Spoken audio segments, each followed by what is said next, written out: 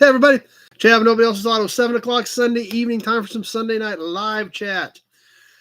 We've got a great group on already on YouTube, ready to go. Who's all here tonight? Lots of comments. Lots of guys already on. Matt's here. 73 Buick Man's here. Alex is here with us. Travis is on. Kevin L's here tonight. GDP, that's me, is here. Nick's on with us. Leo's here. Randall with the Nut Farm. I think I've caught most of you guys. Kenny's here. I apologize if I missed some of you. Lots of you guys on and ready to go tonight. That's awesome. It looks like we are connecting on Facebook as well. Dad's here with us. Scott's on Facebook. So, as always, we are live on two formats, both Facebook and YouTube, as you see me glancing back and forth between these two sets of comments popping up. Dispatch Brian's here. GOB's here. Weston's on with us. Journeyman Randy. Rusty's here. Frank's here as well. And Tractor Mike is here with us, but actually he says he didn't sign on as Tractor Mike. He said the Studmeister is here as opposed to Tractor Mike. But Tractor Mike is with us on Facebook, or as he likes to consider himself this evening, the Studmeister. So anyway, but that's why we're here. We have a lot of fun. David W's here. Tony's on with us. Need to get Tractor Mike back on with us again sometime. Him and I have a ton of fun when we do this. And so one of these nights we'll get him back. Going to have Charles on with us here hopefully in a few weeks. We'll see if that all works out. Try to get Charles on with us here local and hang out with us one evening. So lots of stuff going on there. No, actually not snowed in here. It was about 60 here today. Weather is finally broke. It's been pretty nice. Supposed to be pretty nice all week this week. So most of our snow is about gone. Everything is soaking wet. It's going to be at least a few days before things start drying out. But it is disappearing very rapidly. So that's great. See one more for great first-gen Bronco this week. I'm going to be sick. I didn't even watch much of Barrett, and I saw several of them. So Bill Disk's here with us. Charles is here with us tonight. Pete's on. Austin's here. Tweedly D's on tonight. So glad all you guys made it back.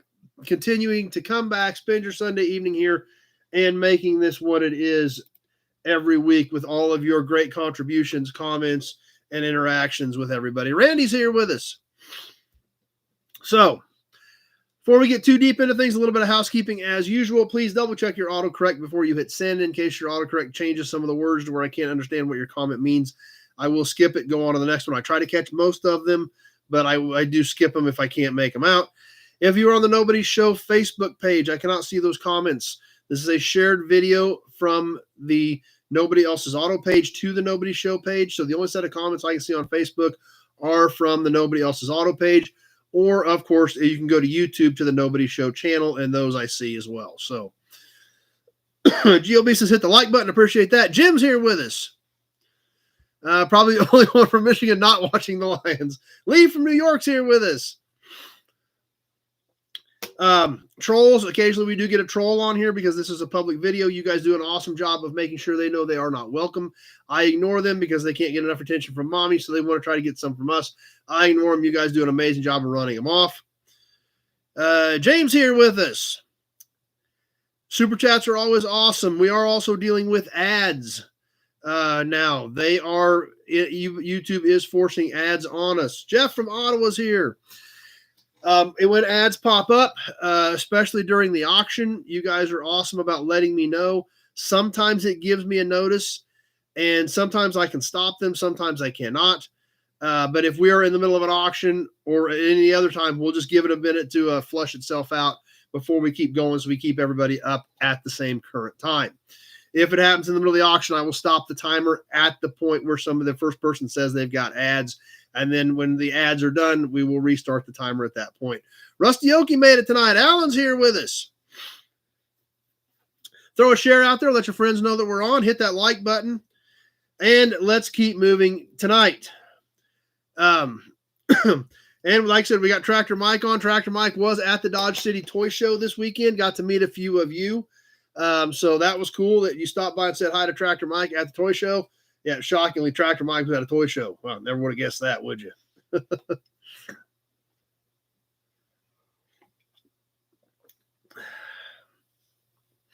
And like I mentioned earlier, the weather is finally breaking here, so hopefully that we're looking at 60s most of this week. And this time of the year, any nice day we get puts us that much closer to spring. So taking that as a win, hopefully I can get something done outside this week.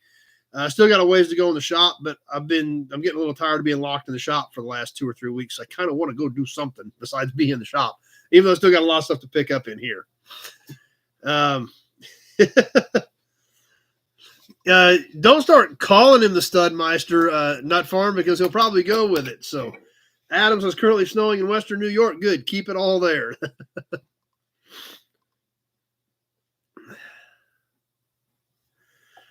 Let's see. Tractor Mike met some cool dudes there, and some a-hole with a D21. So he's a good dude, but he was jealous because he wasn't selling the D21. So Brian's here with us. And you're right, Randall the Nut Farm, you guys are probably getting a little thirsty. We need to get these things rolling up tonight too.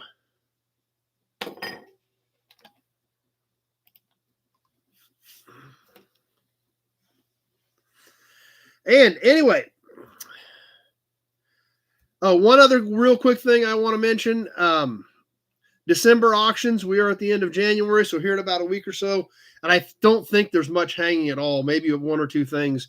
But here in the next week or two, anything from December, I will close out December's books.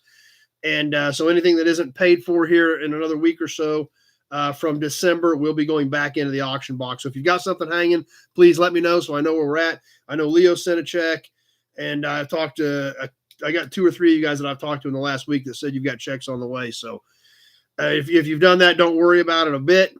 I don't remember if we've got anything hanging on that, but if you've got something hanging from December, get with me so we can get it taken care of. Numero uno. Okay, it's at halftime, so he's jumped off the football game long enough to hang in there. Well, hopefully you bet on the Chiefs for the first game, number 1. So, okay, Rusty Okie. Rusty Okie's been with us for a few weeks now, but he doesn't understand the badges. That means it's time for a drink. Whether you're drinking beer, whiskey, or if you're drinking water. That's what the symbol's for, symbolism. Kevin made it tonight. David W. went to an auction Saturday. They sold the Hudson. Should have bought it so you had your own Hudson badge.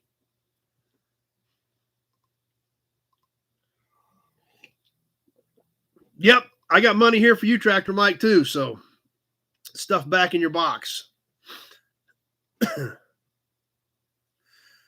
That's because I just hold them up for everybody else. I grab a drink when I get a second. Yes, Brian Dispatch, your payment did get here, and the tag is on the way. So I dropped it off yesterday.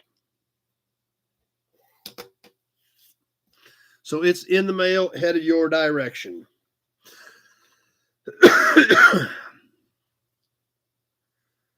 You'll never guess what was on a 30s Hutmobile 4-door on all 4 wheels. Probably like that grease cap that we sold last week, I bet. That's what you're talking about.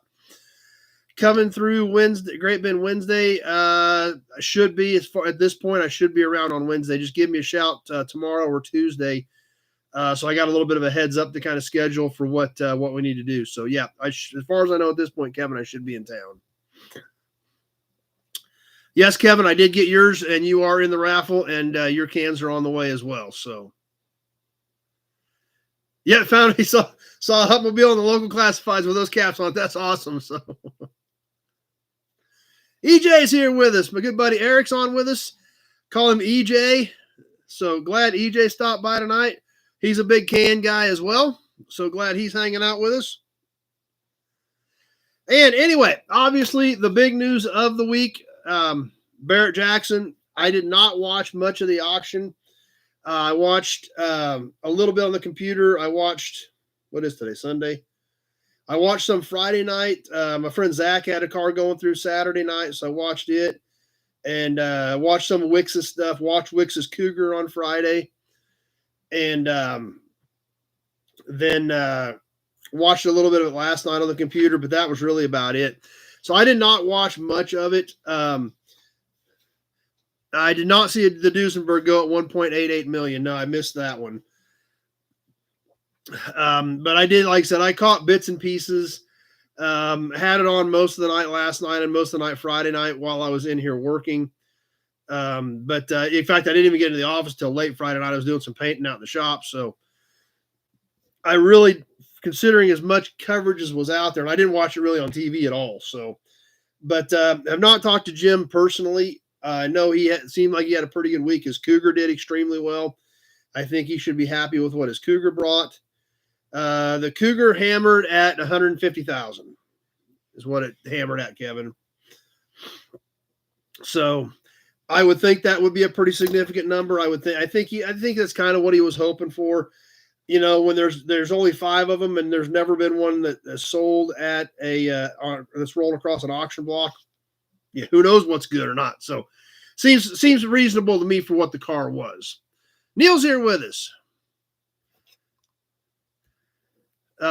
So something to think about. Yeah, I know GDP. I know Tuesdays are cheaper days, but there were some awesome deals. Yeah, I think it was Tuesday that Dad was texting me about. There was some stuff that was really reasonable on Tuesday, and I texted another buddy of mine that was there. I think it was Tuesday when I was texting Keith, my buddy that was Champion Auto Lifts, because Champion Auto Lifts was set up down there, and I think he said it was raining and crappy down there, and there just wasn't anybody out doing anything that day. So.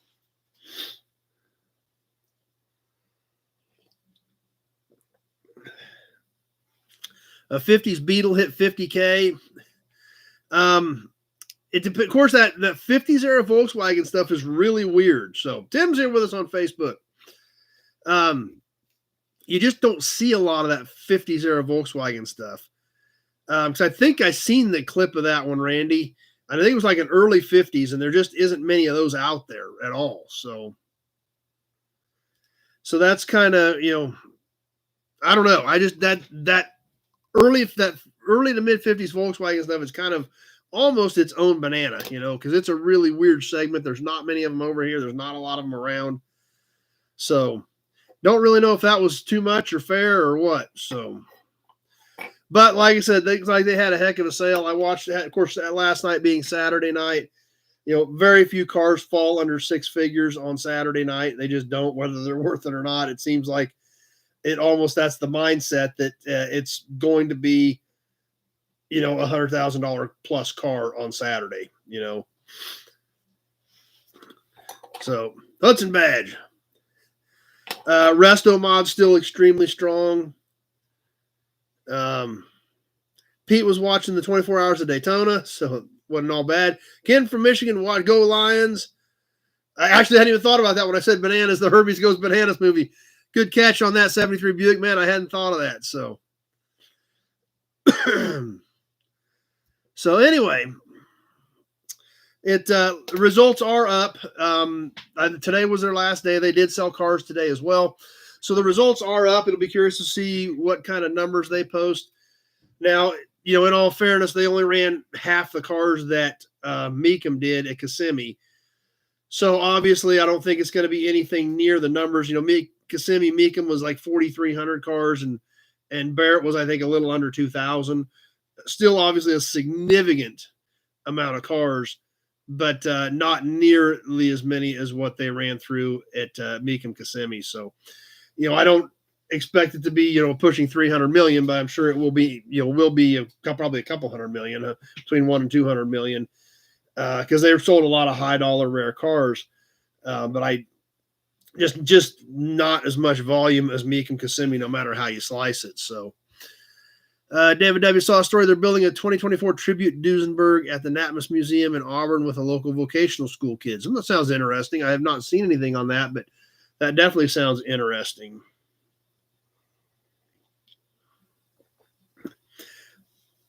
So hopefully by next week, I'll have a few minutes to catch up with Jim when he gets home and get a little more information as to what the feel was at Barrett this week.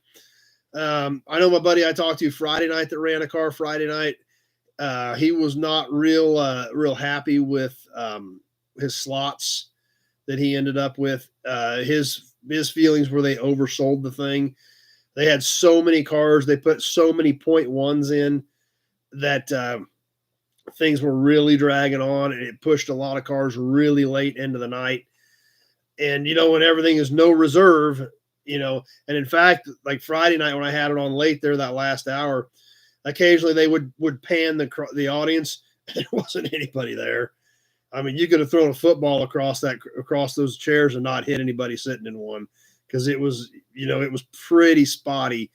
But there again, they've been going since that morning, and I don't know if it's 9, 10 o'clock down there at that point. It definitely had thinned out pretty heavily. So Randall's is getting a lot of lag tonight, so he's going to hit refresh. So bear that in mind. Hopefully that's not a trend for this evening. Hopefully things will work and be smooth.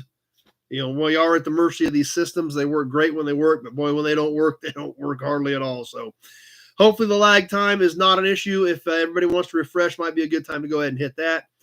Number one, big window late 50s VWs were only about 15% more than 60s cars. 70s are the most affordable. Yeah, that's for sure.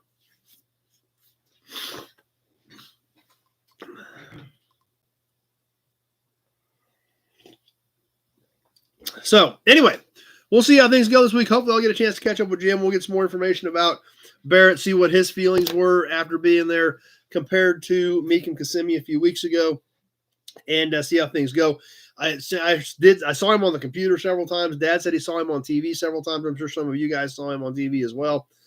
But be curious to get some more boots on the ground info for next week about Barrett Jackson. Meekum Motorcycle Auction was this weekend as well, if you're a motorcycle fan. So at least the comments are working. Randall had some ads too. So yeah, the ad thing is definitely turning into a challenge.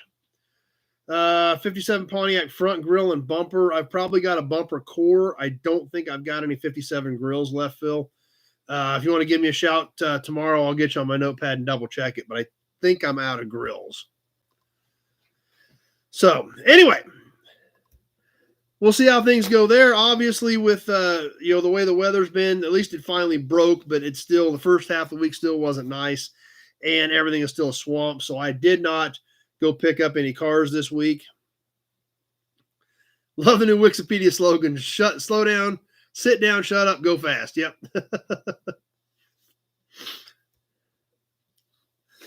So not really any new inventory to talk about. I'm hoping that maybe here in a couple days I can start getting some more stuff picked up.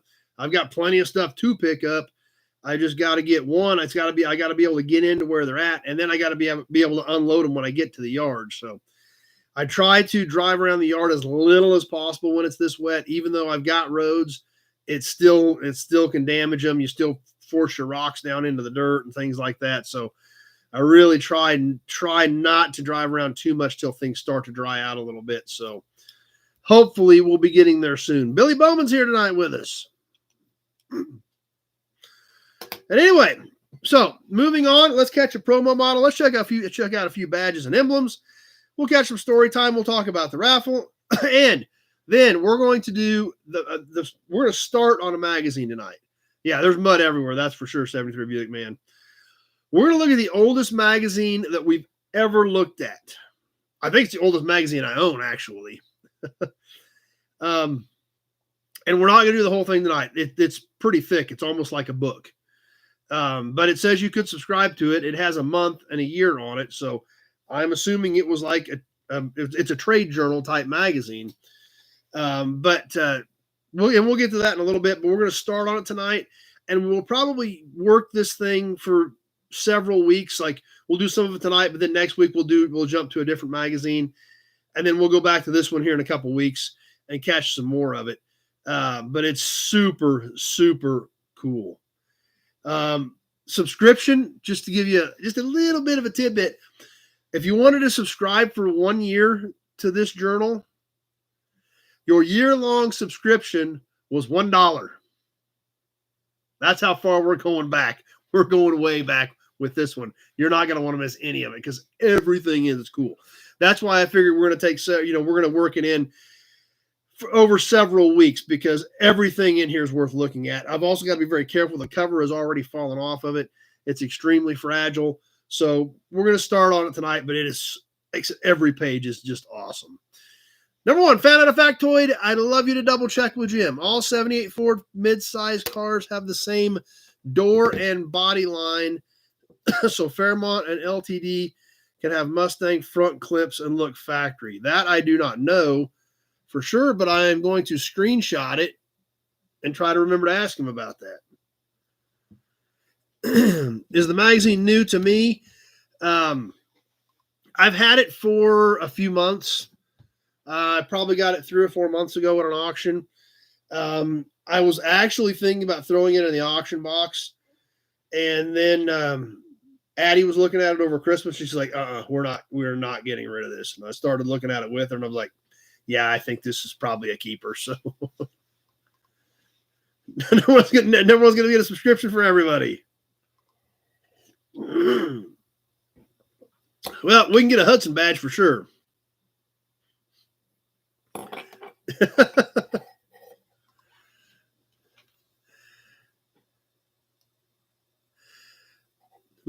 Heather's looking lovely as ever. That's, yeah. So anyway, let's catch a promo model. Let's catch some badges and emblems. Let's talk about the raffle. What the heck? Let's do a bonus drawing right now. How about that? Let's just squeeze in a bonus drawing right now before we get to the promo. I keep forgetting to do these, so when I thought of it, I'm going to do one. Matt was looking at a 53 rod and custom issue with the Hero Hada Merc was in it. We actually looked at a 1955 Motor Trend one night, and the Hero Hada Merc was in the back in the classifieds for sale. I couldn't believe that. So, a Model A motor that turns only. Nothing that turns. I've got a couple of them out there with motors in them, but they've been sitting for eons. So, as always, these bonus drawings will ship with your next shipment. They do not ship by themselves. I will throw them in the box the next time you have an auction winning or a regular raffle winning. But let's grab one.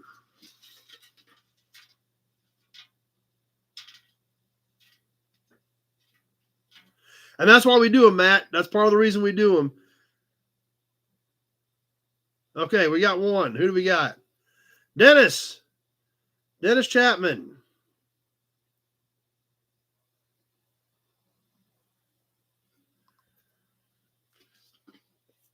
Andy's got that issue motor. I've got it because we found it one night when we were doing the magazine.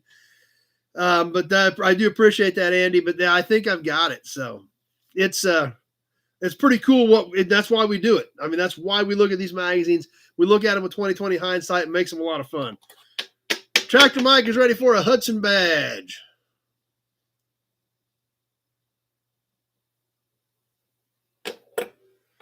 All right, let's grab something out of the other can.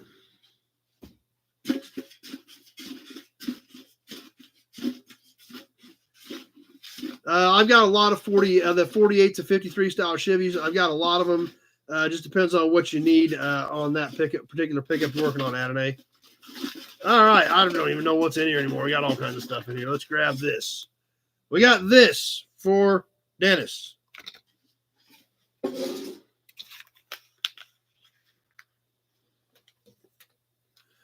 Oh, 39. I've got 139 pickup. Not a lot left of it, but I do have 139 pickup.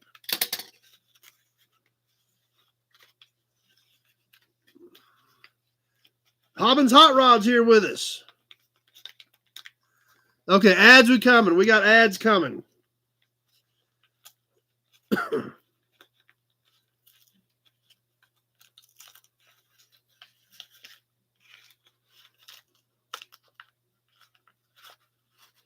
Got this one tucked in there a little too good. Dennis is getting a 55 Ford convertible, like one of the cereal box giveaways.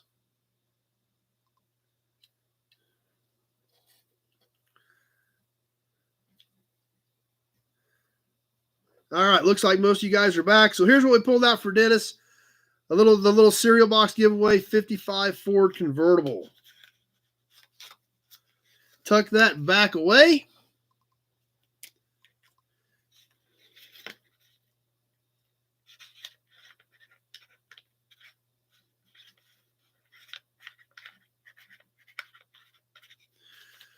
Put Dennis's name on it.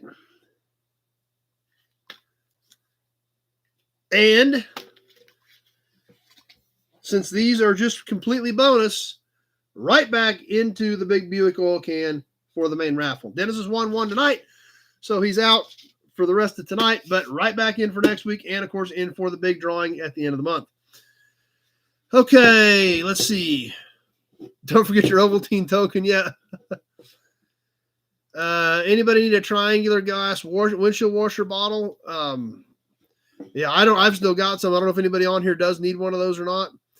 Jim's collect those since the 50s. Yep, they're pretty neat. JP's here with us. So anyway, let's put that down and let's get on to the promo model for tonight. And doing something, I say it's a little bit newer, but it's actually, believe it or not, starting to get old. In the box, brand new. Who's a new nobody? That's a great question, number one. We should actually start doing some of that, actually. Ask who is a new nobody. Welcome to all of our new members that stop by and hang out. So if you're new to us, sound off. Let us know what you think and if you're having a good time.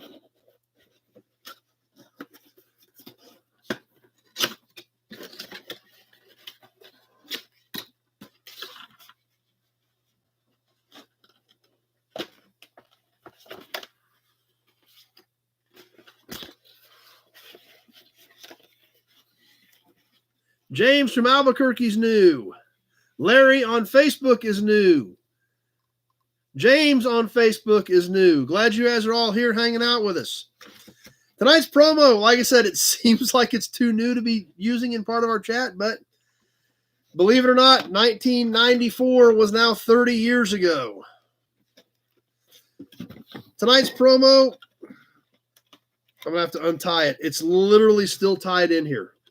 Still has the factory wires on it and tied in to the box.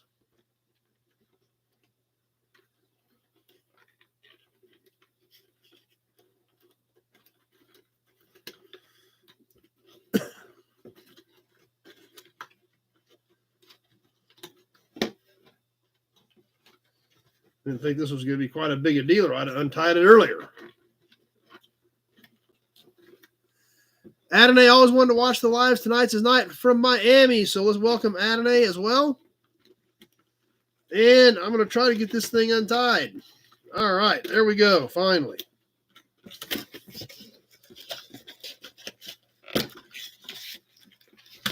And finally, we're going to get to tonight's promo. I do need a haircut, actually. There is no doubt about that.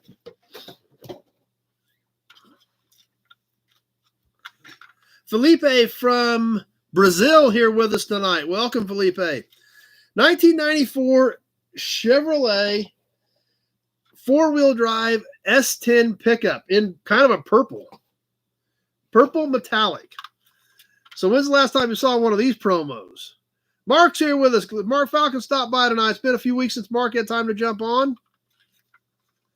As we check out the 1994 S10 four-wheel drive in purple metallic. Kevin L's digging it. Like I said, it's something a little bit different. Obviously, condition is good because we just peeled it out of the box after 30 years. So it's not really any damage to it at all. Still got the wires literally around the axles from we just untied it out of the box. Travis is digging the color. It is a little bit different. Purple metallic on a 94 S10 regular cab short bed four-wheel drive.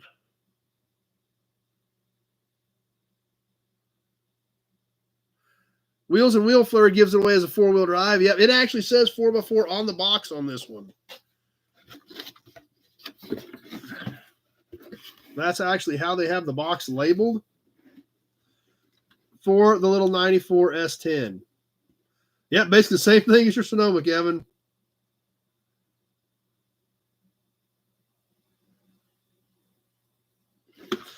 So something kind of different. Like I said, it's kind of, weird to think that this is 30 years old. These vehicles are almost or literally on the cusp of being an antique. 94 was the first year for this body style. That's probably why they came out with promo models in them. Pete's got this in teal green. So There again, kind of crazy to think that this is now at that age where it's almost that old. So kind of different, but that's why we do this. That's why we look at promos from all different eras, and kind of crazy to think about that these are now getting to be old. So that's what we've got for tonight on the promo model, the 1994 S10 four-wheel drive in purple metallic.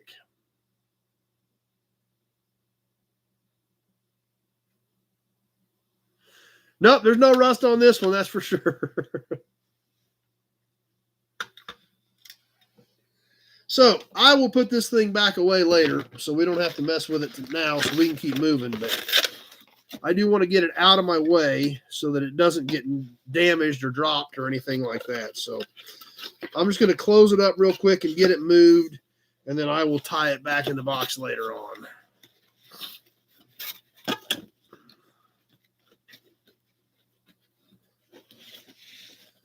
Big job made it tonight. Okay, let's get this out of the way, and then we can keep moving with some badges and emblems.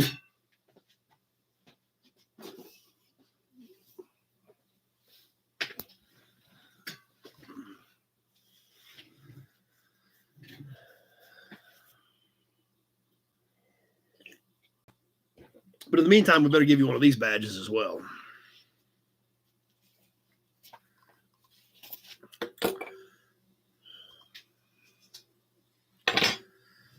Where's the kitty monster? I don't know where Gray Kitty's at. Where'd you go, Dum-Dum?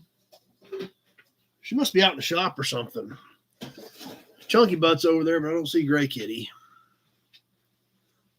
Mark's going to be in and out watching the football game. I don't blame you. So anyway, tonight for badges and emblems, we're going to start off with going back to the late 40s, and this is kind of a cool stuff.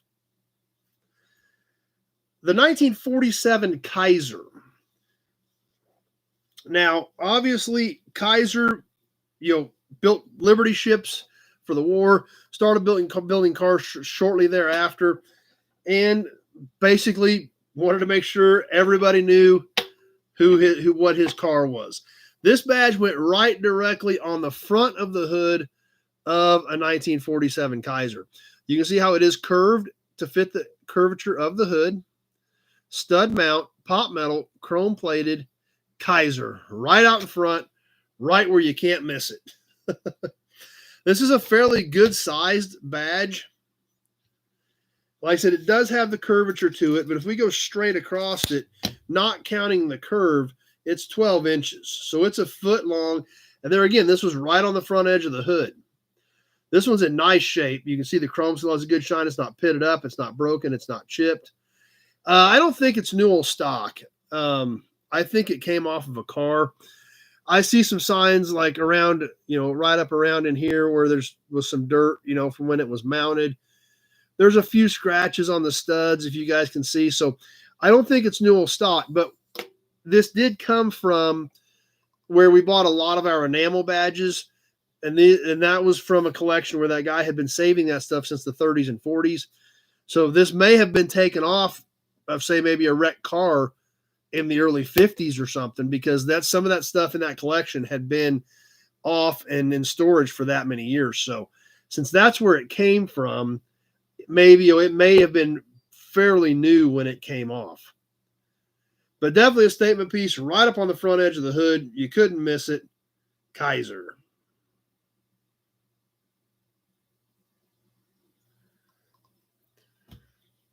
And our next badge, we're going to jump up a few decades to one of my favorite cars. I got a box here. We're going to check these out. I really like these. I actually ordered these several years ago and they were still available. And I think they're super cool.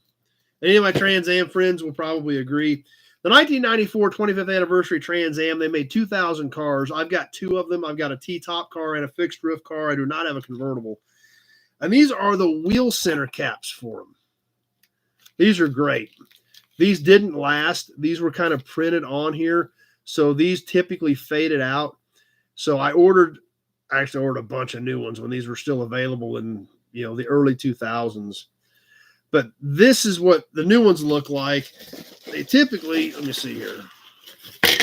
I got some, there's a used one. This is what they typically look like after some age. That's how bad they would fade. Yes, Pete, I do have that promo as well. So these are pretty cool pieces. I like them. Obviously, I've got some of the cars, so I'm a big fan of them. But I thought that was something kind of different. They were a very unique piece, obviously specific to that car. And so I was obviously ordered a set. I had ordered a first set when I first got my car. And at the time, they were pretty reasonable. So I ordered a bunch of them. And I don't know what I'll ever do with them, but I actually probably should sell some of them. But then I wouldn't have as many either. But I like them. I think they're a pretty cool badge. I thought it was something definitely worth checking out. There are a few more in there yet. So that's what we've got tonight. The 1947 Kaiser front hood badge and the 1994 25th anniversary Trans Am wheel center badges.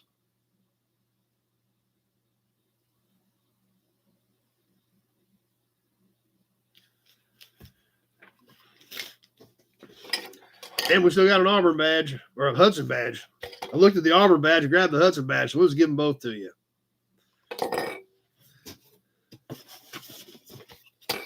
So, let me clean up my mess.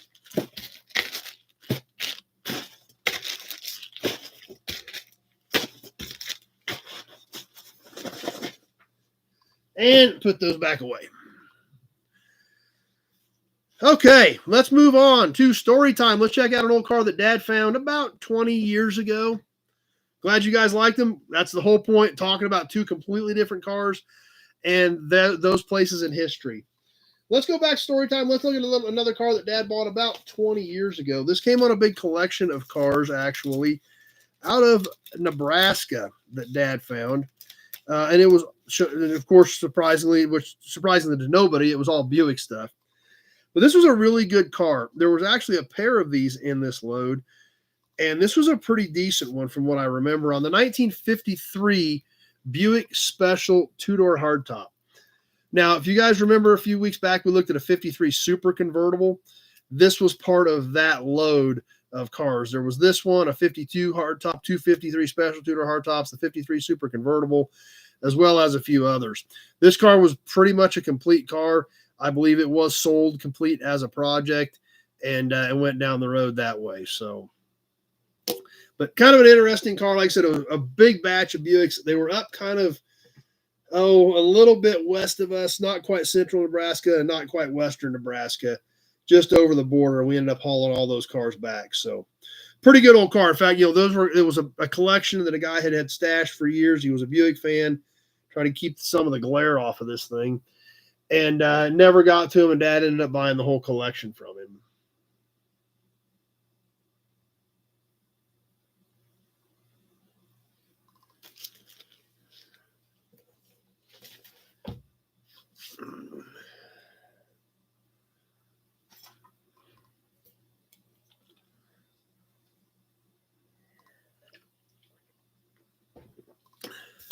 So anyway, yeah, it was a neat old car. Let's talk about the raffle for a minute. Who got in this week?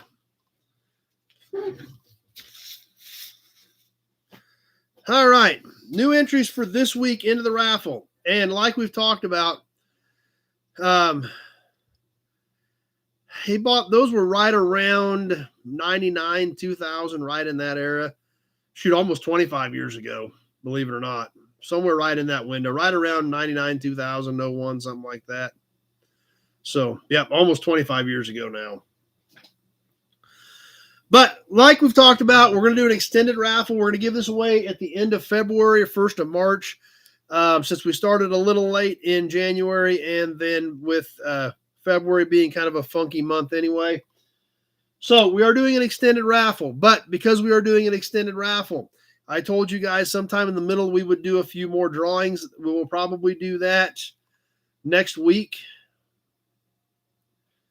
Next week I think will be good.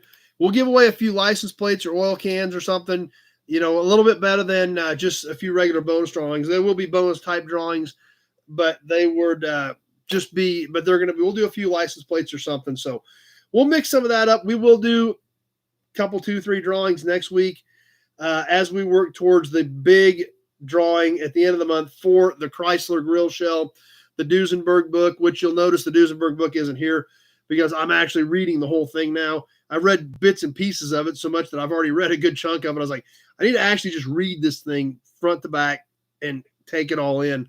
So we'll have it back next week. Our good friend Angelo Van Bogart donating a copy of his brand new Duesenberg SSJ book to the raffle this month. So super excited about that. And we'll slide a few other things in there at the end as well. So it's going to be a good time. Yeah, 70th Buick Estate Wagon, that would be pretty cool. Yeah, exactly, Kevin. That's why I kind of had to stop and do a double take. It's like, well, that was actually almost 25 years ago when I said about 20 years ago. It's like, that was actually almost 25 years ago. Holy cow, kind of crazy. But that being said, who's in this month or who got in this week? Kevin L. is in. Dispatch Brian, I shipped his license plate. He had a few bucks left, so he is in there. Tony Napoli is in there. Big Job. Austin. And Dennis Chapman. Dennis got serious about this deal, so we can see his name on a lot of bonus drawings because Dennis got serious about this project. So, but that's who got in this week. So those names at this point are all in the Big Buick oil can, as well as the last 2 weeks worth of entries are all already in there as well. Pete just finished Higher Call. Great, Pete. And he enjoyed it. Great. That was a book that we talked about here a few months back. Michael Gagola's on with us on Facebook. It is a great book. A Higher Call is a great book if you're a history buff or a World War II buff or aviation buff. A Higher Call is well worth reading. I think I've still got it laying here, actually.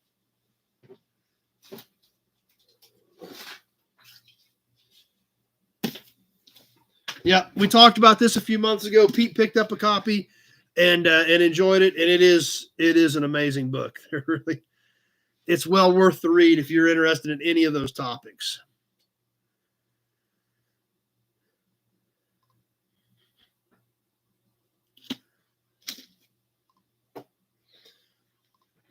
Hudson Badge.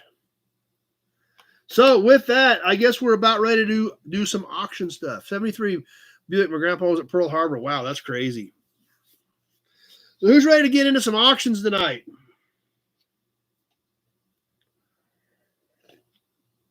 I got a good pile here and a massive pile.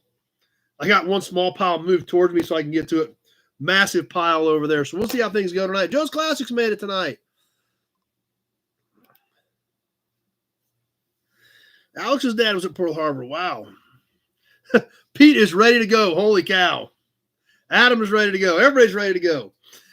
All right. We'll go ahead and get started on the auctions. Whoa.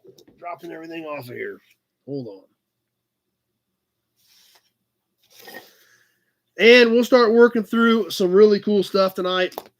We'll see how it goes. Like I said, there's a massive pile in here. I'd rather just sell everything in there so I can clean up my office pile, but we ain't got that much time tonight. There's a big pile. So anyway, might want to hit refresh so we're all caught up and current and ready to go. Like we mentioned earlier, if you've got stuff hanging from December, please get with me so we can get that wrapped up so I can close December out. Anything that's left here in a week or so will be going back into the big auction, into the auction pile. I can't even say box anymore because it's kind of a pile at this point. Big plastic tote, 3 more boxes, some other stuff scattered around the pile on the floor. Yeah, kind of a problem. But we'll get started tonight. We got some cool stuff. We're going to have a lot of fun. We always do. Kevin L says he's had some lag issues. Nut Farm said he's had lag issues. So definitely go ahead and hit refresh so that you are current and up to date as we get ready to roll tonight. As always, I'll hold up a piece. We'll talk about that piece. We'll talk about that particular vehicle. We'll point out any defects or damage to the piece. We may give you some dimensions on that particular item so you have an idea what we're talking about. As we're doing the description, talking about it, if it's something you're interested in, go ahead and throw a bid up there so I know that we've got some interest in it, if you would, please. And then after we get done with the description, we will put it on the timer. We go 2 minutes. I have my phone right here sitting on the corner of the computer. I will tell you when 1 minute has passed. I will also tell you when 1 minute and 30 seconds has passed. Now, we've already had some complaints about lag times tonight. So when I tell you we have hit the minute 30 mark, it's time to be thinking about your maximum bid and getting it punched in. Some people have a 5-second delay. Some people have a 20-second delay. By the time you hear me say a minute 30, we may be down to the last few seconds in reality. And everybody's lag time is different depending on whether you're on a phone, a PC, a tablet, as well as your internet provider. All affects your lag time as to how long those comments take to get to me. At the end of 2 minutes, whatever the high bid that I can see on either screen, be it over here on Facebook, be it right here on YouTube, whichever is the highest bid I see when we hit the 2 minute mark, that's who I will announce as the winning bidder. I think most everything tonight will have shipping included. We don't have any big stuff at this point, so we'll figure shipping included in all of these in the 48 states.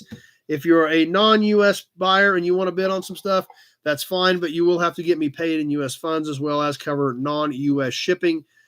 This thing kind of funds itself, so if we spend a ton of money shipping 2 or 3 packages out of the U.S., it kind of torpedoes the whole deal for everybody. So please bear that in mind. And as always, if you've got any questions, just give me a call tomorrow. If there's something you want to bid on, but you're not really sure what's going on or how to do it or what you want to do, but it's something you like, you want to throw a number out there, go ahead. And if you're still not sure what to do, my phone number is in the description part of this video, be it on Facebook or YouTube. Give me a call. We'll figure it out. Check, money order, Western Union, PayPal, friends and family, any of those work. And like I said, just give me a shout if, hold on, ad notice. It says I can skip these though. Okay, those that told me I can skip. So, and as always, if we get ads in the middle of an auction, I will stop the timer as soon as I see the first comment that says ad. I will stop the timer once we get it all clear. I will tell you guys where we're at. I will show you where we're at on the timer. I'll tell you how much time we've got left, and I will tell you what the high bid is. Then I'll hit the timer again, and we will wrap it up based on how much time is left. So, plan a night only. Yeah, I could. There's no doubt about it because there's probably, I could do the next 3 or 4 weeks and not even add to the pile, but I still add to the pile. But yeah, we can do another auction only night if you guys want to. So let's have another Hudson badge and let's start digging some stuff out of this box that I've got for tonight. As always, we'll start off with a few small pieces.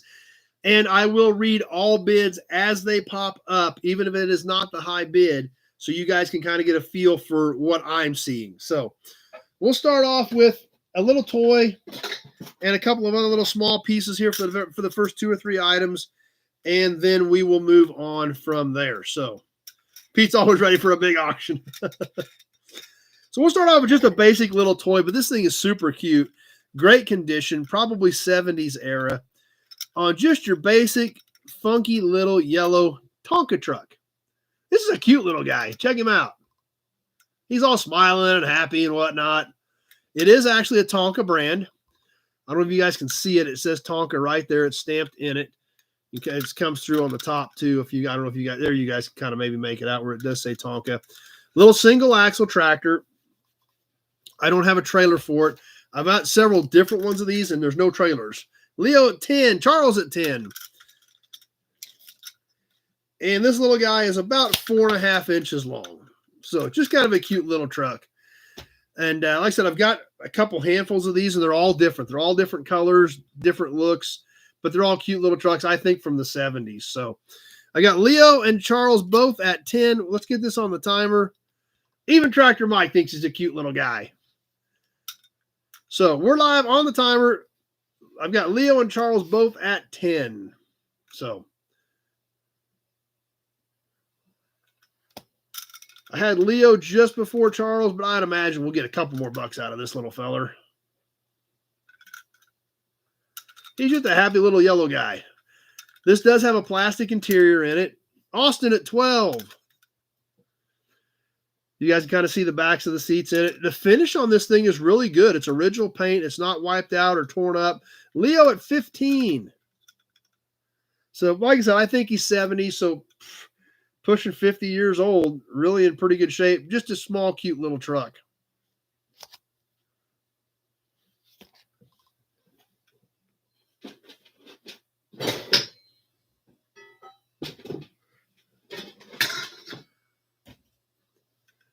Think about the toys Kevin out buried in the dirt. 73 Buick Man at 16 as we hit the 1 minute mark.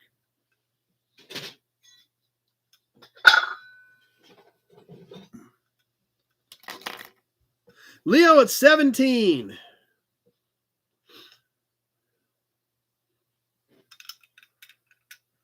Even his little smiling grill isn't busted out.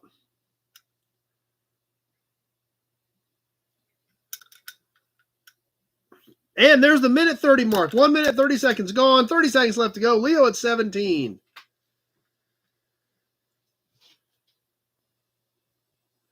There's Gray Kitty. What are you doing, Gray Kitty? About ready to wind this one down. Leo at 17. Charles at 25. Charles comes in with a knockout punch. And that does it. Charles at 25.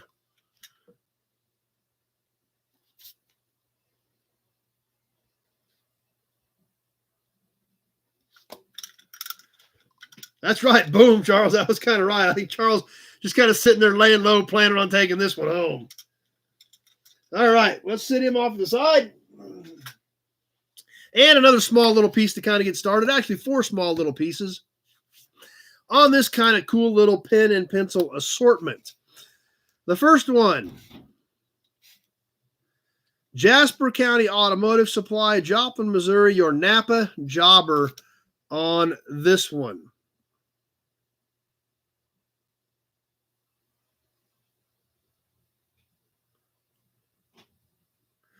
The next one, Kendall Super Motor Oil. This was a pencil that actually had Kendall on the top of it.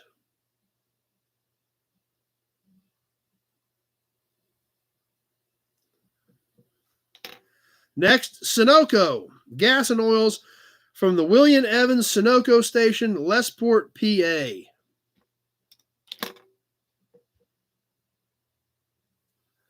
Leo's kicking us off at 5. And one more, the best for the last, the K&K Oil Company and the K&K Cafe, Joplin, Missouri, Phillips 66. Check this thing out.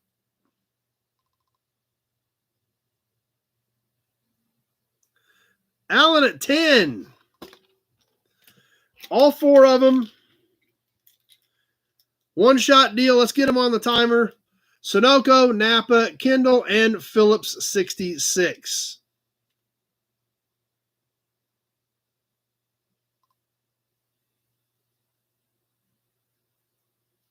Leo at 12.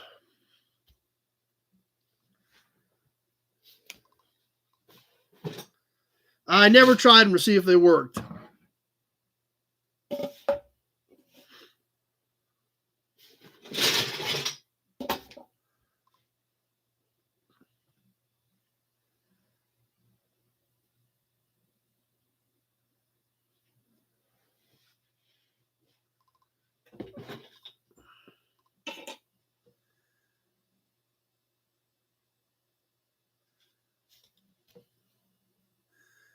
Yeah, that's right. Perfect with a piston pencil holder. That's right.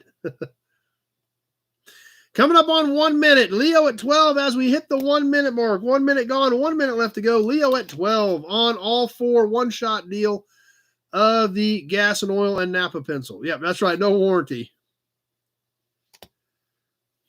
That's true. They used to want you to take their pens for advertising. Now they chain them to the counter.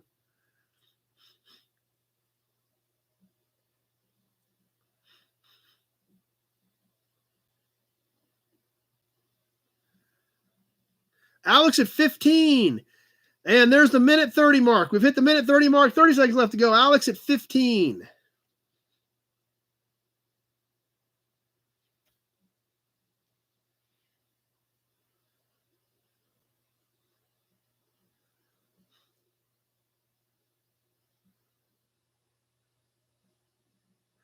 Just about ready to wrap this one up. Alex at 15. A few seconds left to go.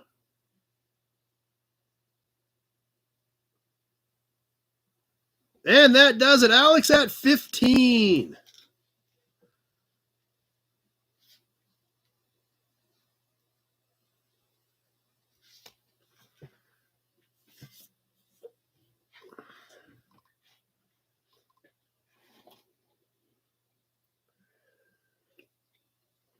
All right, how about a Hudson badge? And let's catch a couple of cans. Where's our boat fans out? We got any boat fans out there? Twofer on the can deal. And these are metal cans for our boat fans. Or maybe EJ's still on. I don't know if EJ's on or not still. But we got some Johnson cans. Johnson outboard lubricant. The first one of these, and I'm guessing these are probably 70s era, and this is why. This is kind of cool. Well, that's true. Your Buicks are both 70 Buick, man. That's true. Everything in this is, if you're in the 48 states, on everything tonight, shipping is included, Adonai. So if you're out of the U.S., then there would be shipping, but shipping is included on the stuff in the 48 states. EJ is still here with us. Nut Farm's already ready to go. We heard Johnson, and he's ready to go on these cool Johnson outboard cans. The first one, this is brand new. It's still sealed. I will have to drain this for shipping. Now, what was cool about this when I was looking at it is it is a steel can. We can still see the seam here. Leo at 11. But on the bottom, since we always look for the barcode, they put a sticker on the bottom with a barcode. So the can didn't have it, but they had to add one to it. So when they designed this can, barcodes apparently were not out yet. So there's the first one. The other one going with that, Johnson outboard lubricant, specially formulated to match the requirements of your Johnson outboard. Once again, this is new. Top is still on it. I will drain it out of the bottom before I ship it. Yep, no problem, Anthony. Nothing on the bottom of this one. No barcode on this one. But a pretty sharp can. Now, these both have great colors. I'm not a boat guy, so it's kind of not up my alley. But they are great-looking cans with nice colors. And that's right, snowmobiles as well. The other good point. We're going to do the pair of them in a one-shot deal. I've got Leo at 11. Let's kick this thing off on the timer and go with it. On a pair of Johnson outboard cans. This one has a non-foods stick price tag on it. I can't make out what the price was. Randall and Nut Farm at 15. But it does say non-foods. So I don't know if they had this. I wonder if they had it like at a marina. Leo at 16. You know, maybe it was at like a marina or something where they did keep some food stuff and things like that. But regardless, a pair of Johnson outboards. That's true. It would not be tasty. Leo at 16.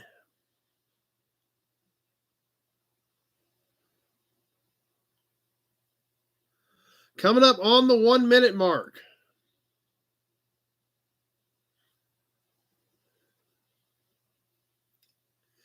And there's 1 minute. 1 minute gone. 1 minute left to go. Leo at 16.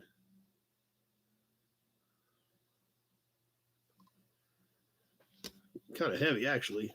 I'm going to do this. I still see them like that.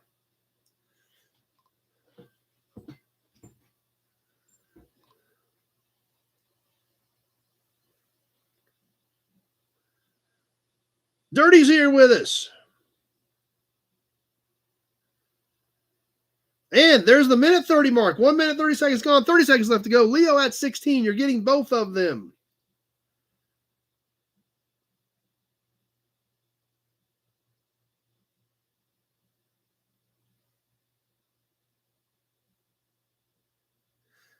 Just about ready to wind this one up. Leo at 16. We got a few seconds left to go.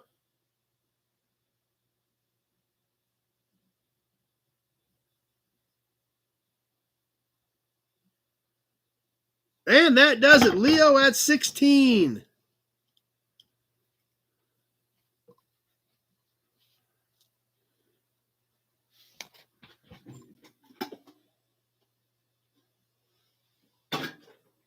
All right, what's next? Oh, we got a cool little badge thing here. Football game is tied at 24, says Scott. That sounds interesting. Dirty's hanging out with us while he's rewiring his camper. This next piece is kind of cool. It's got a broken tab on it, but the important part still is here and looks good. Tweety's iPad went dead. That ain't good. But this was a clock delete for a Plymouth. Late 40s, early 50s, probably 49, 50, 51, 52 era-ish Plymouth clock delete plate. Check this thing out. Now, it is missing a tab. It should have a tab here, and there's one over here which is broken.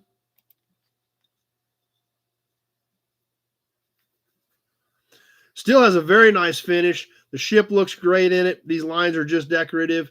On the back, it is all cast into the plastic, painted from the back side on the little 1949, 50, 51 clock delete plate. Yeah, that is true, Pete. It's almost kind of cooler than having a clock. We've had a few of these over the years that we've done, and they're great pieces. I mean, as far as, you like emblems or ornaments, they look amazing. And the thing about it is, that's all they were was a delete plate. It was just something to fill the hole, and it looked this good. That's the crazy part about it. That's how much they cared about style and design back then, that was the delete plate just to fill the hole. So anyway, can I put it closer? You guys want to get a little better look at it? Let me give you a size on it as well so you guys can get a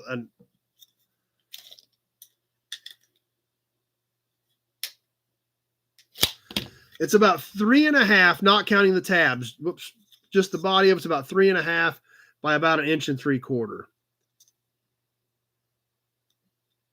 So there's a closer up on YouTube and a closer up on Facebook, if you guys can get a better look at it.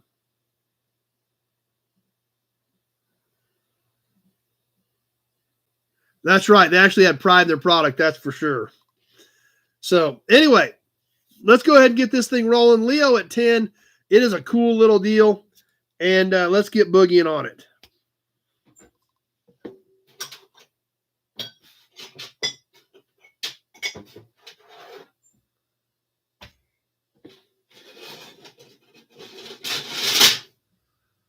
'73 Buick Man at 12.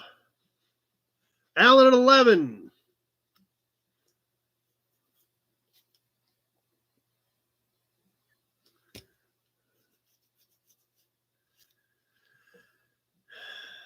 Leo at 14. Alex at 20.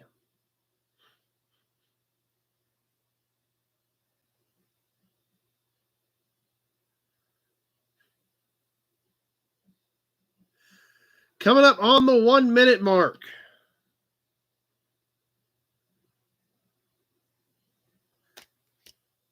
And there's 1 minute. Alex at 20 with 1 minute left to go on the super cool little delete plate. Cool little emblem.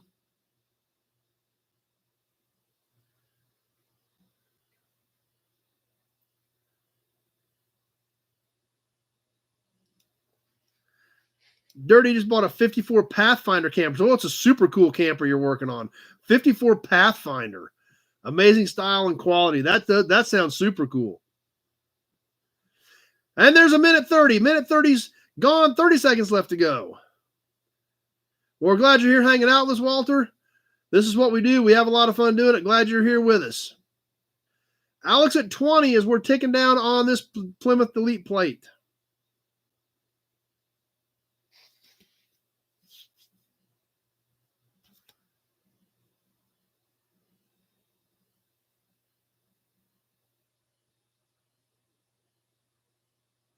Pete at 22 at the last second. Holy cow. You had like 0 time to get that in, Pete. Woof. That was close. You better not breathe before you hit send next time because it won't make it. It could not have been any closer, but Pete snuck that in just barely.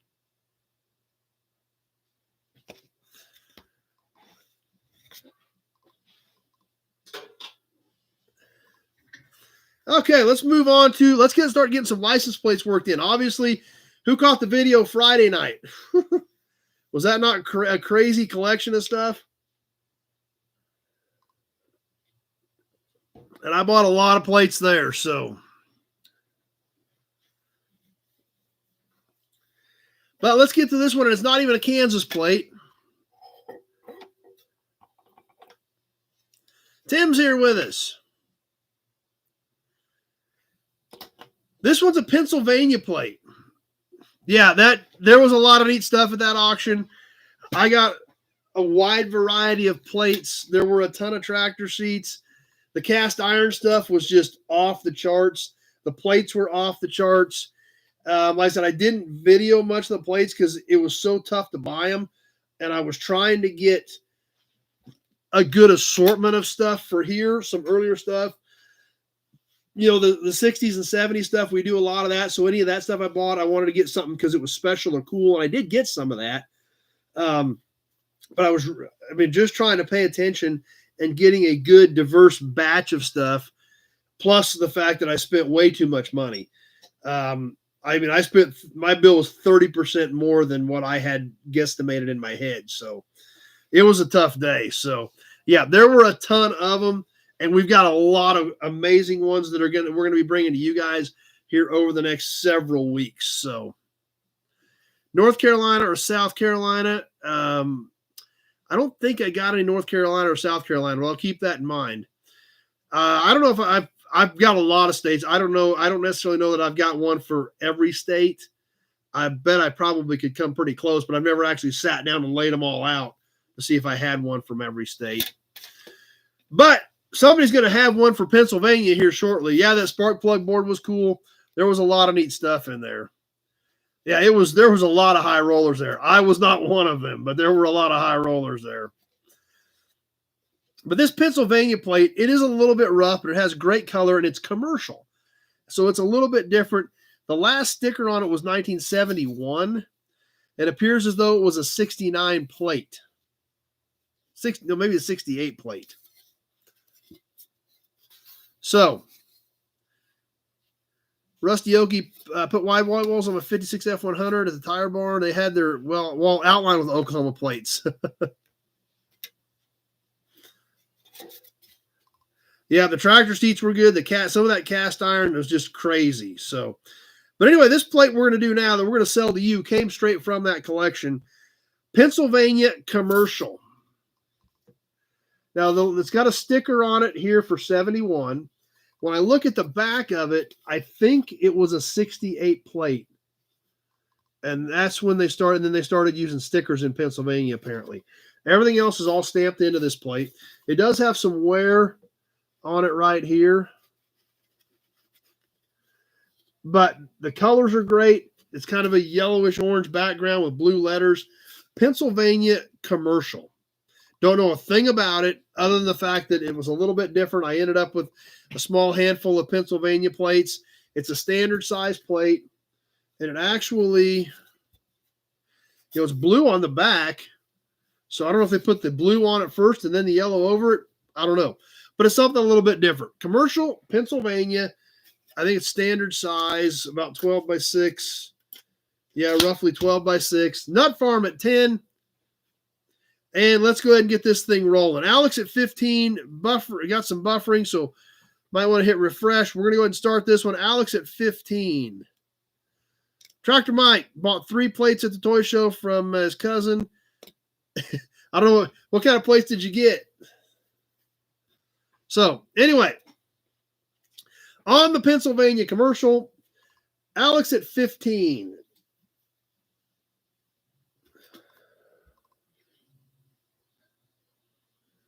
Kevin's Rust. 62 or 63 Studebaker Lark taillights and backup lights. I've got one 4-door that is in that era. I don't have any idea if it's got any lights on the back of it, Kevin.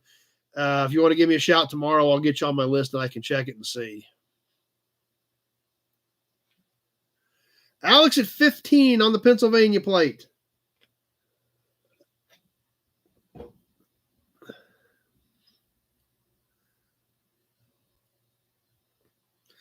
Coming up on the 1 minute mark. There's 1 minute. I've got Alex at 15. We're on the backside of this one. 1 minute left to go.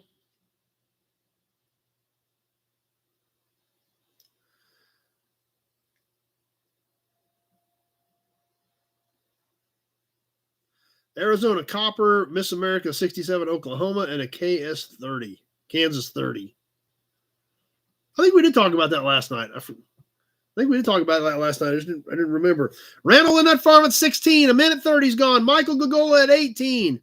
30 seconds left to go. Michael on Facebook at 18.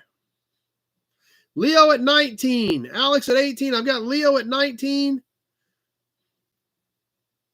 A little bit of time left, but we're coming down on this one. Leo at 19.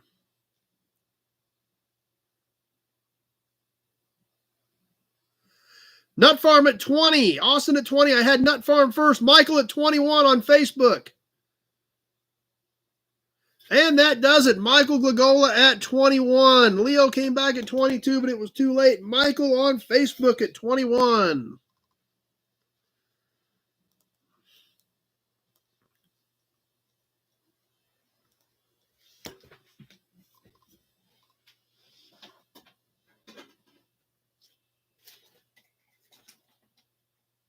All right, that one was fun. Okay, what's next? Let's get into some more grease caps. I think we've done one of these in the past, maybe a couple of them. It looks familiar, but this is a new one. Okay, we got ads coming. We'll hold up. We've got ads coming. It just says ads inserted. I just got that notice. Yep, and there they are.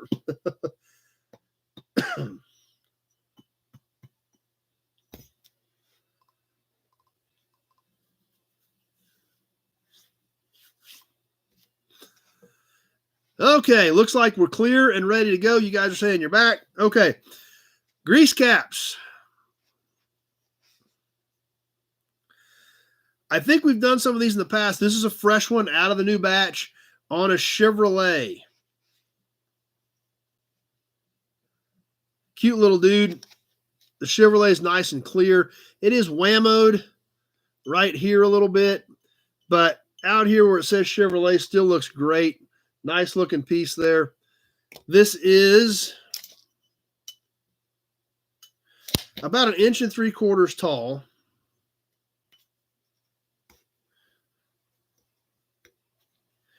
And of course, on the back, it is threaded, just like all these were. So you could put them on a car. Old Fart at 20. Leo at 10. This was hex head on it right here. And, it's got a nice finish to it. Pretty clean in the back. Kind of a good look to it. So, let's go ahead and get this one rolling. I've got Old Fart at 20, and we are live and on the timer.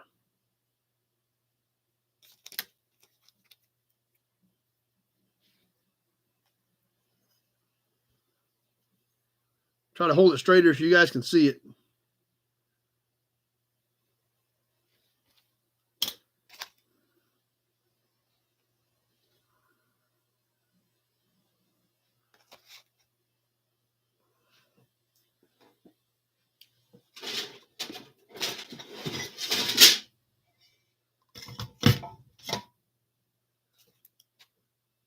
Alex at 25.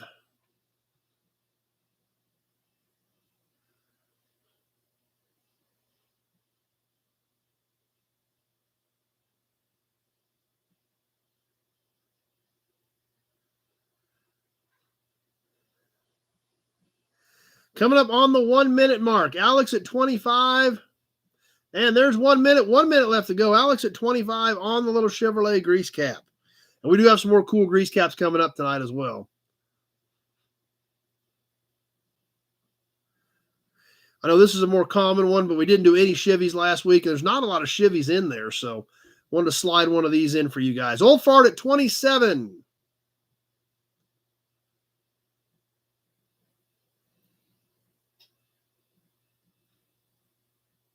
And there's the minute 30 mark. 30 seconds left to go. Old Fart at 27.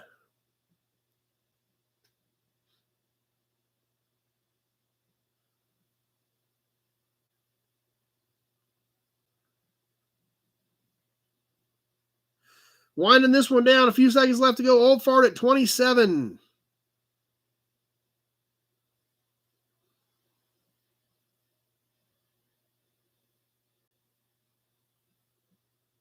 And that does it. Old Fart at 27 on the Chevrolet grease cap.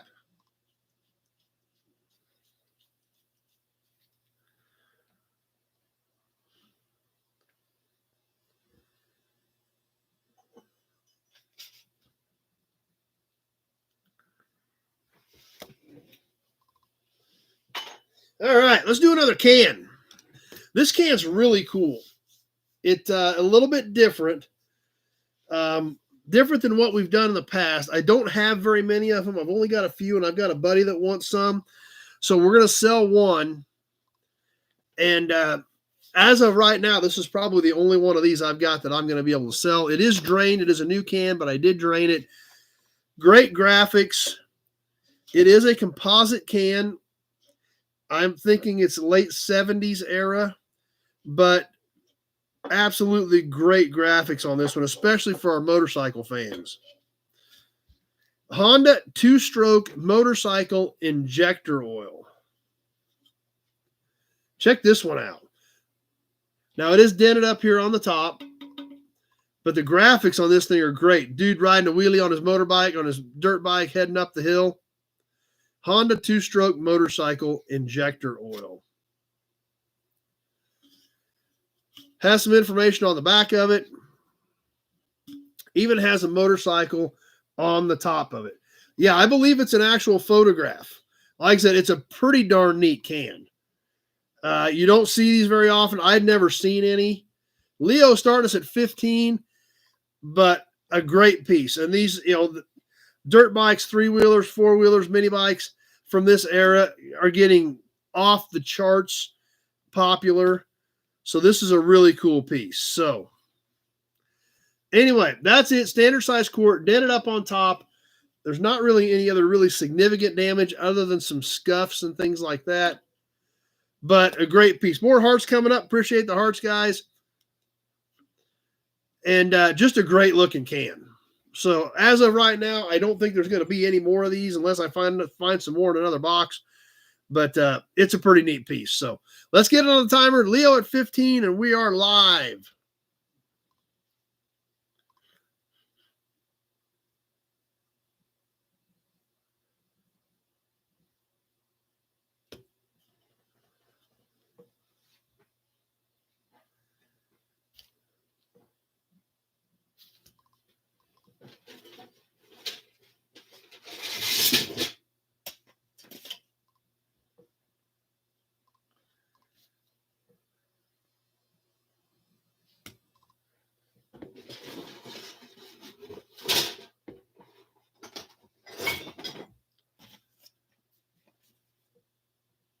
Yeah, I should have the paperwork done on the clipper since it's got a VIN number on it. Shouldn't be a big deal, Alex. Should be able to get that done. Leo at 15. Coming up on 1 minute. That's it. This is a pretty cool can. I mean, I know it ain't like a $500 can, but it's a pretty cool can. 1 minute is gone. There's the 1 minute mark. 1 minute left to go. Leo at 15.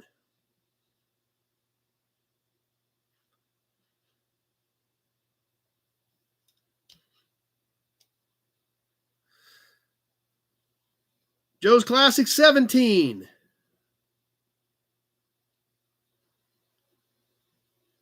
Tractor Mike at 18.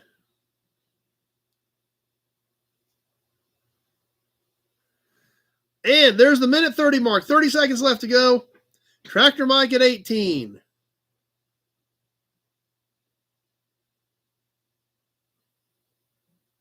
Leo at 19. Lee at 21.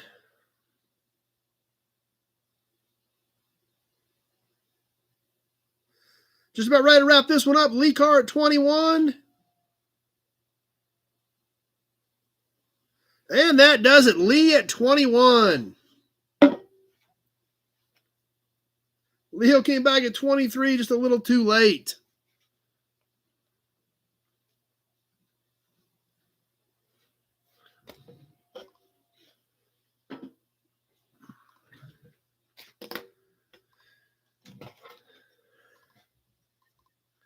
We haven't done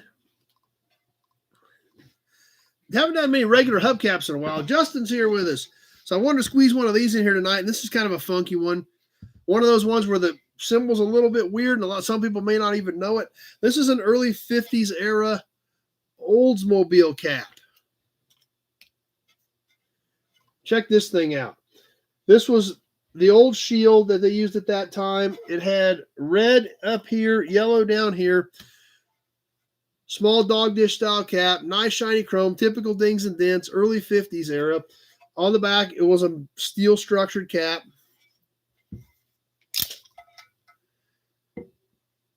It's about 10 1/8 in diameter on this Oldsmobile cap. This is all dished in here. This is all stamped in it. Good looking piece. So Travis starting us off at 10. Let's go ahead and get this Olds cap rolling.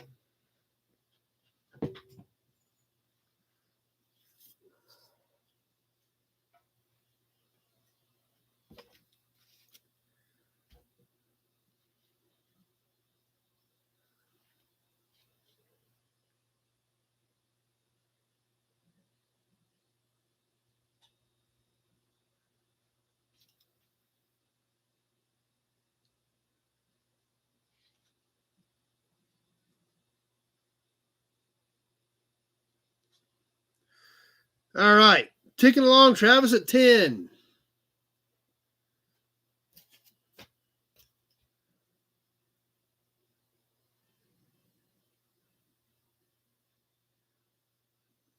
Must not be a lot of fans of the Oldsmobile out there tonight.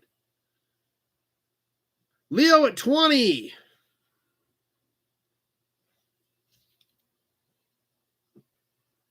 One minute has passed. 1 minute left to go. Leo at 20. The 49ers just scored and they are ahead.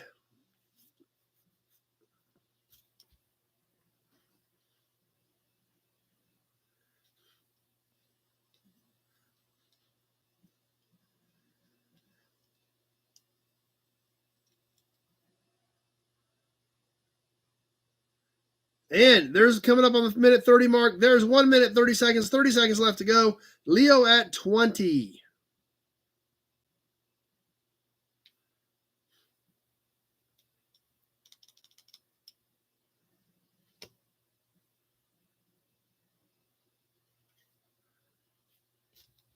Just about ready to wrap this one up. A few seconds left to go.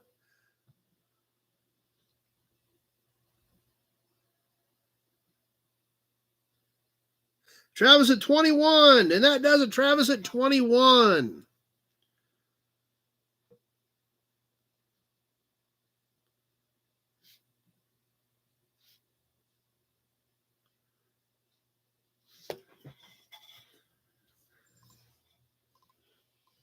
Kevin's Rust new. Yeah, we do memorabilia auctions every Sunday night, Kevin.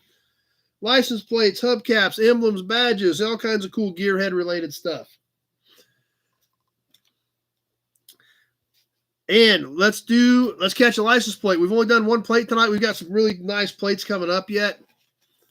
So let's catch a plate real quick. More common one, but a nice condition one, and it is a truck one. 1972 Kansas truck. Black and white. This was a pretty simple, basic plate in 72. The state is stamped in it. The truck is all stamped in it. This is all, you can see how it's all embossed into the back of the plate. It is used. You can tell where it did have screws in it. Right up in here. But not used very heavily and very well preserved. Yes, that's right, JP. It was Pawnee County. 1972 truck plate. Standard size, 12 by 6. Black background, white letters. Leo at 15. So good shape, good shine. Let's get this thing going. Leo at 15.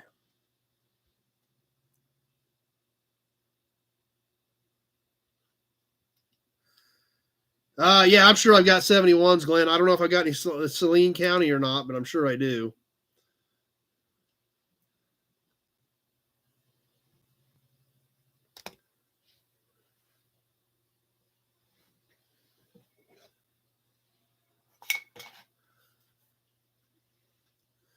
Mark at 17.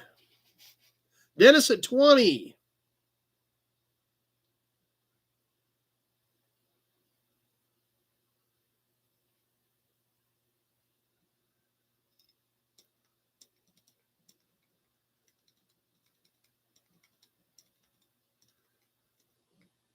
Coming up on the 1 minute mark, Leo at 21.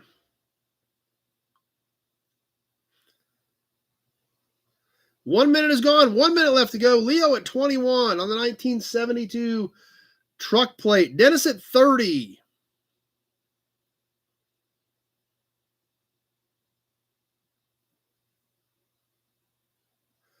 Michael at 24 on Facebook. I've already got Dennis at 30 on YouTube.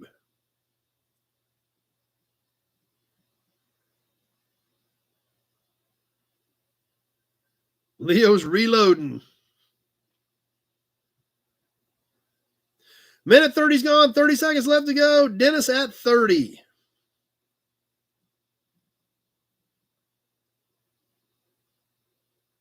Leo 31.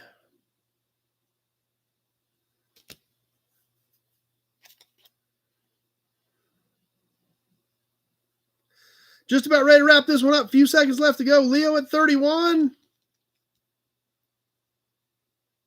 Austin at 32, and that does it. Whew, Austin, that was like 159 and changing to 200 when that came in. You could not have cut that any closer. There is no way you could have cut that any closer. You and Pete, you got no wiggle room. So nice looking piece, and we'll keep moving. All right, this next batch we're going to do is kind of cool. And we're going to throw something else kind of funky in at the end. We're going to do some maps. We haven't done a handful of maps tonight. These old maps are a lot of fun. Starting off with Gulf, Metropolitan Boston and Cape Cod Gulf Oil Company.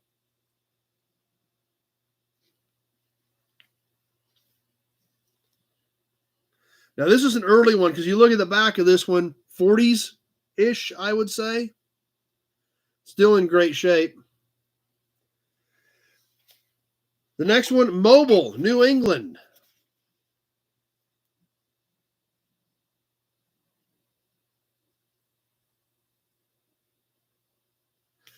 And somebody actually wrote September 1950 on the back of this one in pencil. Based on the car, I could say that, I would agree with it. That was probably in that era, right around 1950. Leo starting us off at 10. The next one, Chevron Supreme, RPM Motor Oil, California, points of interest. Somebody wrote the date on this one of September of 1948.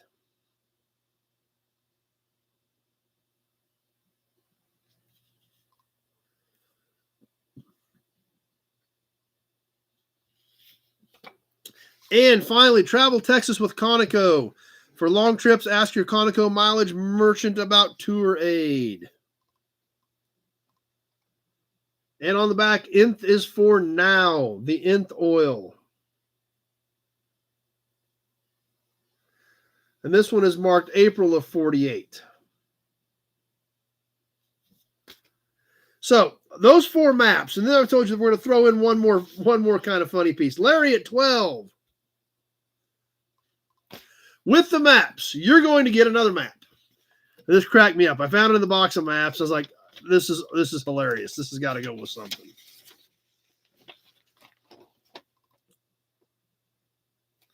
You're going to get another map.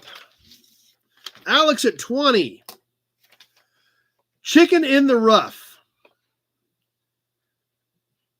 Oklahoma City, Oklahoma. This is copyright, has a copyright date of 1937. Mike from New Waverly, Texas. And this is actually kind of funny. Authorized chicken in the rough dealers throughout America. The world's most famous chicken dish. Okay? Now, this is 1937. It says on this map of chicken in the rough, a $500 prize will be awarded to the first person who eats chicken in the rough in all of the places listed hereon. If they will mail one of the postcards, which you will get from the cashier, to the Chicken in the Rough Syndicate in Oklahoma City, Oklahoma, the postcard must be initiated by the owner or manager of each operation. So, this is hilarious. Check this out. Copyright date of 1937 for Chicken in the Rough.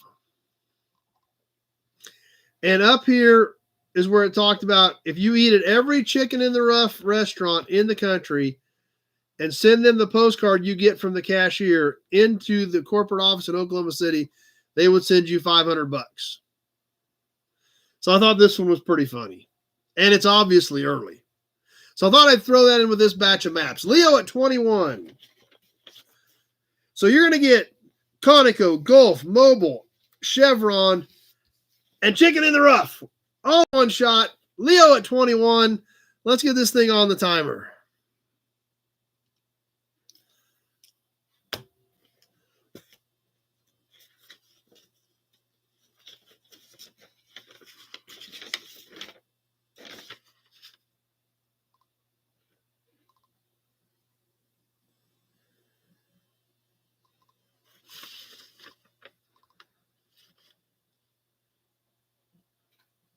So Leo at 21, we're ticking away on the maps, including the Chicken in the Rough map.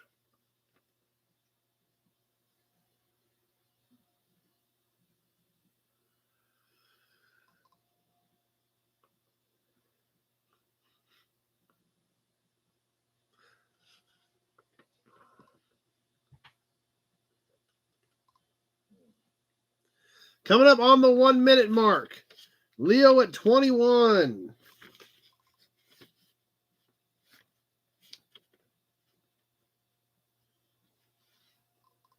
One minute's gone. 1 minute left to go. Leo at 21.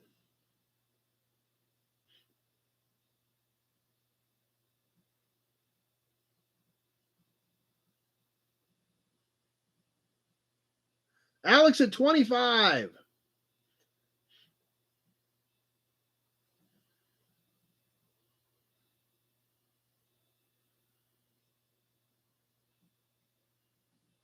And there's the minute 30 mark. 30 seconds left to go. Alex at 25.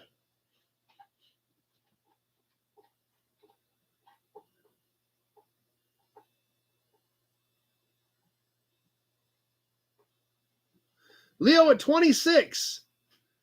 Few seconds left to go. A little bit of time left, but we're getting down to the wire on this one. Leo at 26. Matt at 27. And that does it. Matt stuck that 27 in there right at the end. Matt can go find us some chicken, maybe.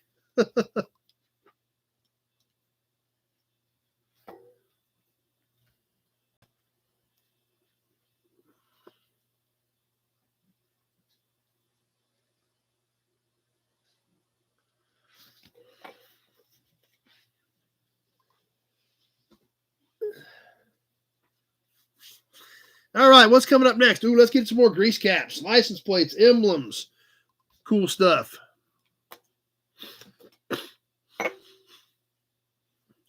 All right, the next thing we're going to do, let's catch another one of these grease caps.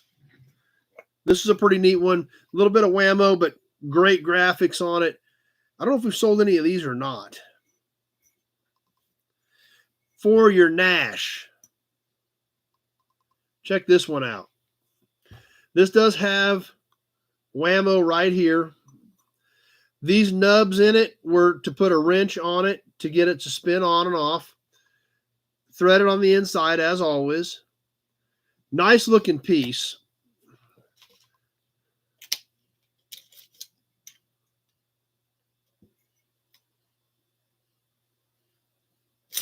It's about 1 3/4 tall. And just about 3 1/8 inch in diameter. Alex starting us off at 35. Good looking piece. Hold on, we got ads coming. It says I can skip these. Okay, hopefully we got those killed. All right. Let's go ahead and get this one boogieing. Alex at 35 on the little Nash grease cap.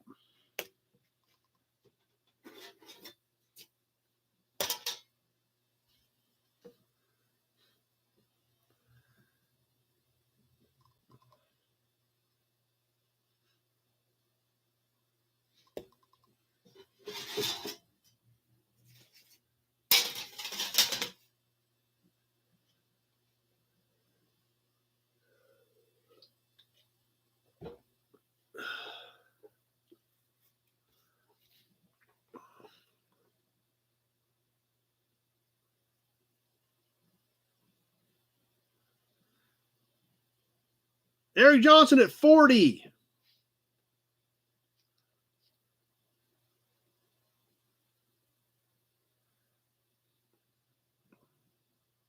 Coming up on the 1 minute mark. There's 1 minute, 1 minute gone, 1 minute left to go. 17 Nash touring car. 73 Buick Mans has a friend that has one just like this. So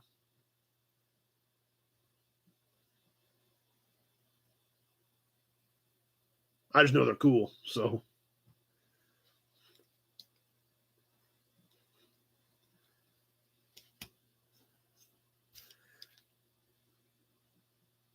there's the minute 30 mark. 1 minute, 30 seconds gone. 30 seconds left to go on the cool little Nash grease cap. Alex at 45.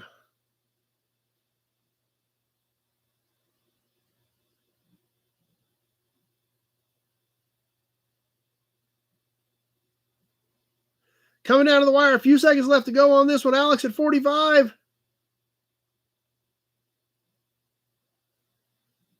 And that does it. Alex at 45.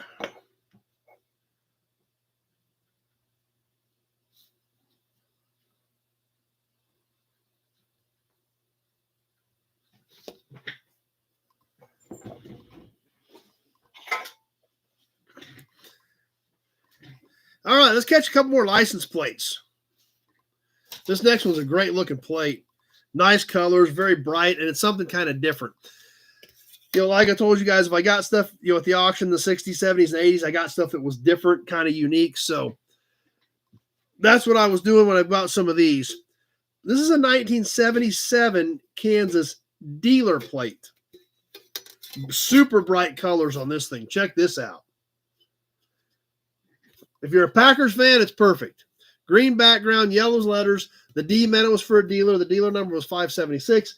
F, the plates start at A on a dealer, so this would have been his F plate at that point. Standard size plate, does have the shape of the state stamped in it. Leo started us off at 10. These are standard size plates, 10 by 6. On the back, it is an aluminum plate. Just the front was painted, but great colors on this thing for sure. On the 77 Kansas D tag.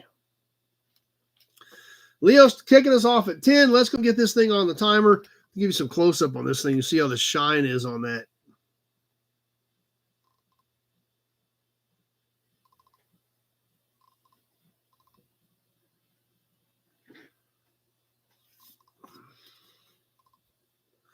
GDP at 15.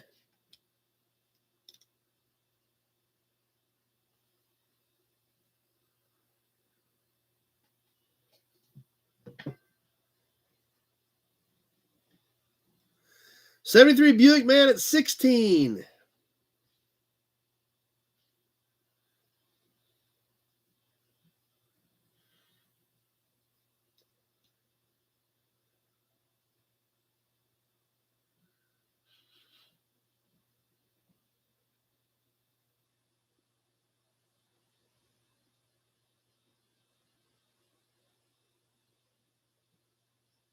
And there's the 1 minute mark. 1 minute gone. 1 minute left to go. 73 Buick Man at 16. Leo at 19. Tractor Mike at 20.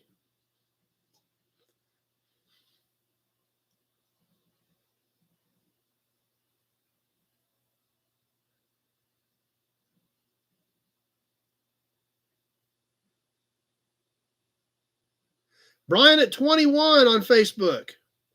Coming up on the minute 30 mark. There's a minute 30 gone. 30 seconds left to go. Brian at 21 on Facebook.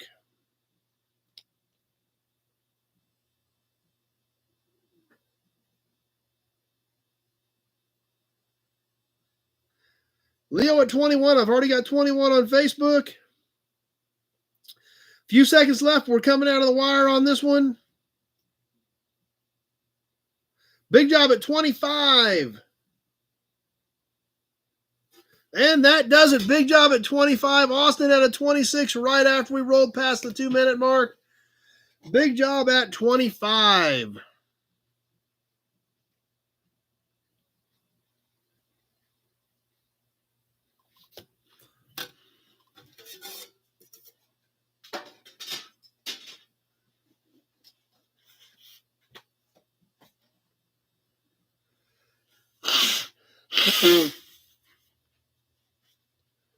Let's catch another plate. This one's kind of different.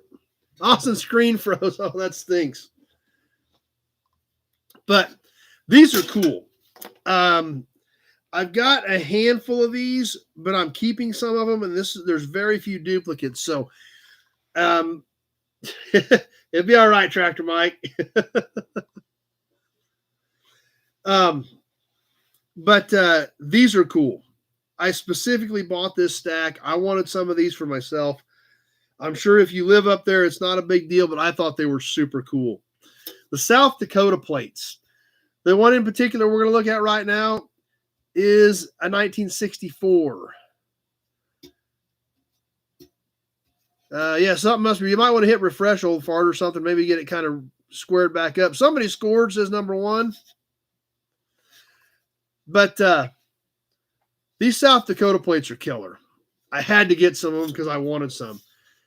Now, they look like a normal plate. Got the numbers and everything on it. But they've got Mount Rushmore on them.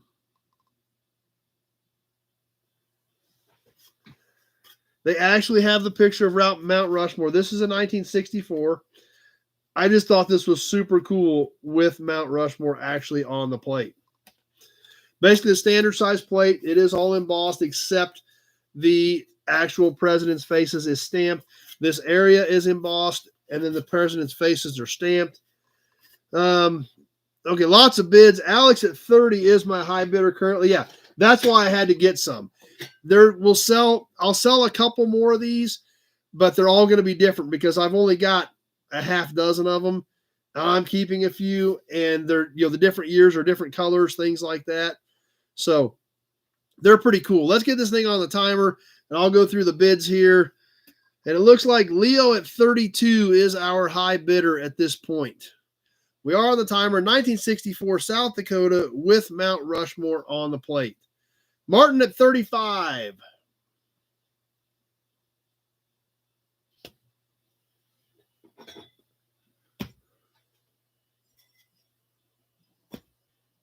Leo at 40.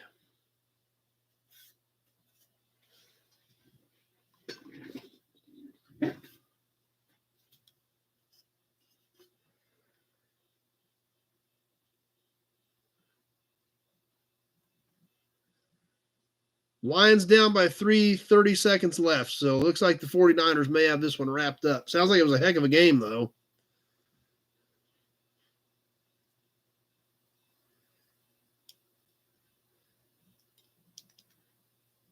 There's the 1 minute mark. 1 minute gone, 1 minute left on the 1964 South Dakota plate. Leo at 40.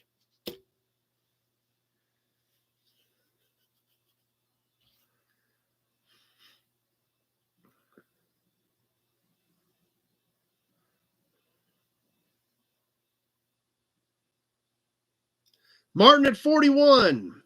65 Illinois. I do have some Illinois. I don't know if I've got any 65 or not, but I did get some Illinois. Travis at 43 as we hit the minute 30 mark.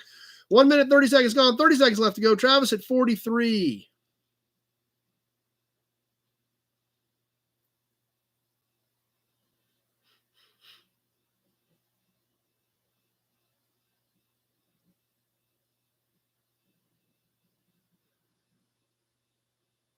Few seconds left. Travis at 43. Lee at 45.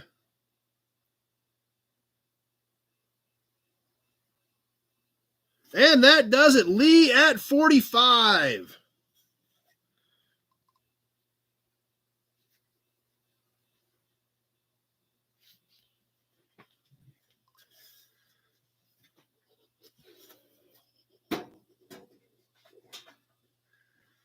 I'm glad you guys like those too. I thought they were cool. Like I said, there's a couple more I'm going to go ahead and sell to you guys, but I mainly bought those for me. So, and it wasn't a very big stack. So, but another super cool thing from last week's auction, another great grease cap. This one, very clean, some dings and whammos, but a little bit of a different one for our Oakland fans, or maybe our Pontiac fans. Good looking cap. The Oakland is nice and clear on this one. Aluminum grease cap, hex head, threads on the inside. Travis at 10. About 3 1/8 diameter across the back of this one. About 2 1/8 across the hex where the Oakland is at. So, good looking cap. Let's go ahead and get this one rolling. No, I do not have any 39 plates in here tonight. I've got them, but I don't have any. Didn't have any in the mix for tonight. Old Fart at 25. Let's get this thing rolling on the timer. I've got Old Fart at 25.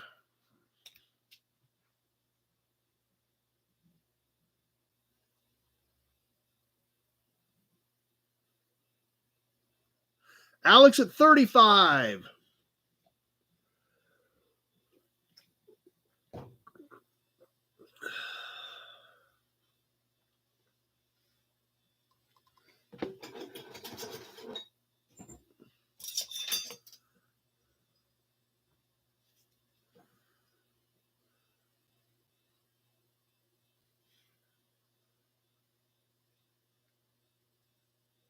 Old Fart at 40.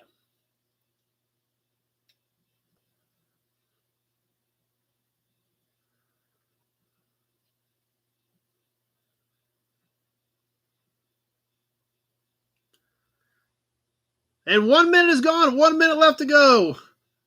This is Old Fart and Alex. You're going to duke this one out or what? It's a cool piece. So, yeah, I can try to grab one for the next live ad. I'll make a note of that.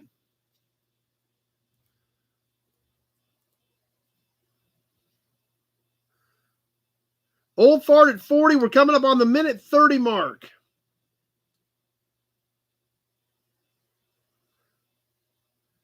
And there's a minute 30 gone. 30 seconds left to go. Old Fart at 40. What's going to happen between Old Fart and Alex on the Oakland cap?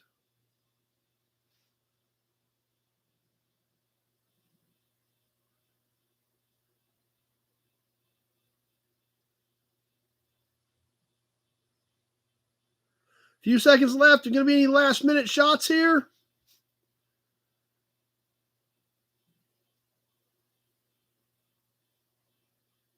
And that does it. Old Fart at 40.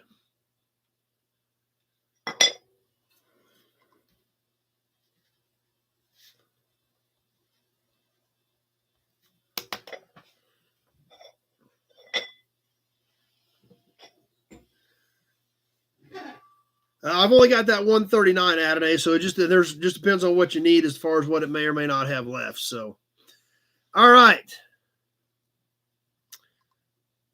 Speaking of badges, I better give you some of those. Next deal we're going to do is going to be kind of different because I've got a pair of these. So what we're going to do is the high bidder will have their option to take one set or both sets. If the high bidder only wants one set, then the second bidder, if there's not a tie, will have the option to buy the second set. If there's a tie, then we will open it back up. So if you guys are familiar with that, but the high bidder will have the option to take both of them. So this is going to be 2 pairs of emblems, badge bundles for our Chevy fans. The first one is your common, like 63, 64 era 283 Chevy small block rally flag badge. X-Ray Dean's here. 49ers in the Super Bowl. The other badge that's going to go with it is the 65, 66-ish 396 badge. These are original pop metal, nice chrome, stud mount, flat badges that went on the front fenders. So, you're going to have one set of those, and I've got the other set as well. So, like I said, the high bidder is going to have their option. If they want both of them, they can take both of them at 2 times the money. So if the high bid's $25, they can have them both at $50. Or if they say, I only want one set, then the second bidder will have the option if there's not a tie. If there's a tie, we will open it back up. So you can have one, you can have both. We'll see what happens. We'll see. But maybe anybody doesn't like any of them. We'll see. But these are original. They're nice shape for originals. And you're going to get one set for one bid. So anyway, I don't think there's anything else. The only difference is, I guess this one has more mounting nuts. But condition-wise, they're pretty much identical. Not really any serious significant damage to either set on the Chevrolet front fender engine badges. So let's get this thing on the timer and get rolling. Austin at 10.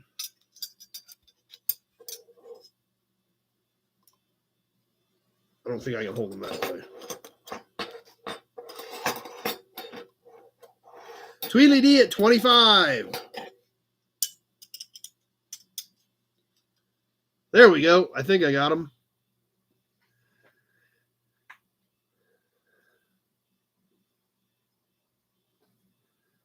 Adonai's phone's going to die on him. We're glad you hung out with us for a while. Come back next week. We'll have some more fun. Tractor Mike at 15. I've got Tweedly D at 25.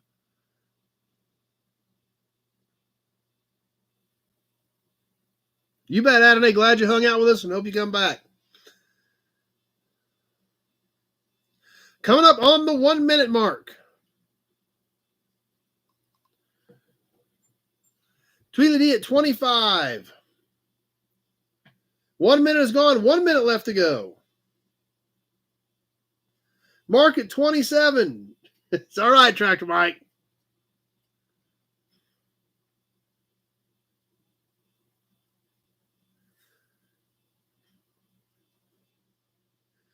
Mark at 27. Coming up on the minute 30 mark.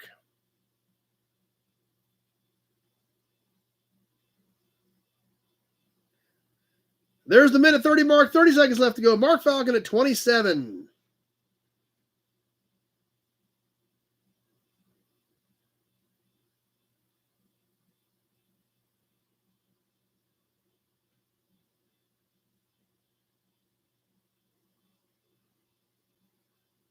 Just about ready to wrap this one up.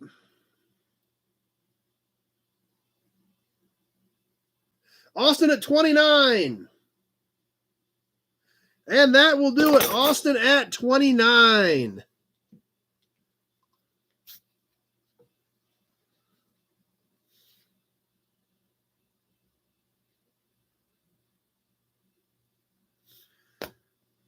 Mark came back at 30, just a little bit too late. Bill, this got to jump off. Glad you were here.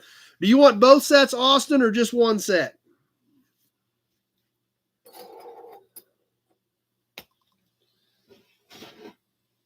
Austin will take them both. Okay, perfect. They'll all stay together.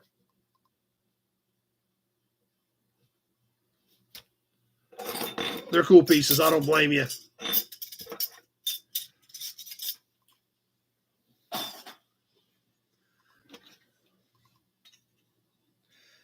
All right, we're going to shake things up a bit again here and do something pretty cool. We've been doing a few of these here over the last several weeks. I think they're great. I think you guys have enjoyed them, even though it's completely out of our wheelhouse. But I've enjoyed doing some of it. After what we saw on last week's video, we saw that they're a little more popular than what I thought some of this stuff was worth. But it's cool. We've done some of these old wrenches and things like that, some old tools. Leo's already in at 10. This is a really wonky wrench, but it's really cool. This side says 1340 SC. Really weird end on it back here. Square opening on the far end of it. And I don't know what this is all for, but what's really great about it, this is a factory, probably 100-year-old, at least 100-year-old John Deere wrench. Check that out. Cast iron, John Deere, teens, maybe 20s. Got to be 100 years old.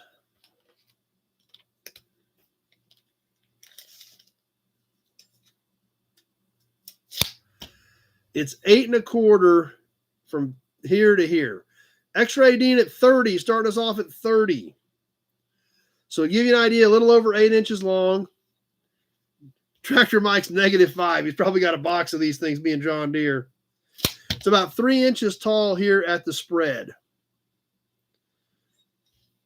The end of this thing where the hex is, it's like got a 3/4 opening and it's a little over an inch. So pretty unique piece. X-ray Dean starting us off at 30. Let's get this thing on the timer and get rolling.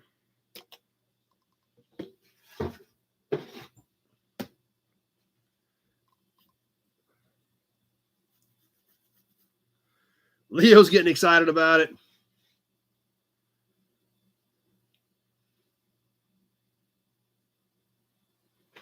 X-ray Dean at 30.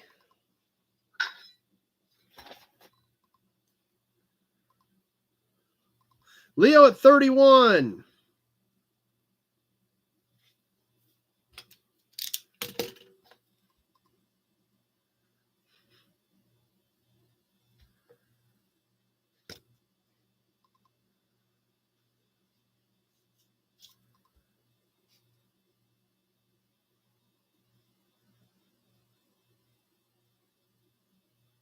Coming up on the 1 minute mark, Leo at 31.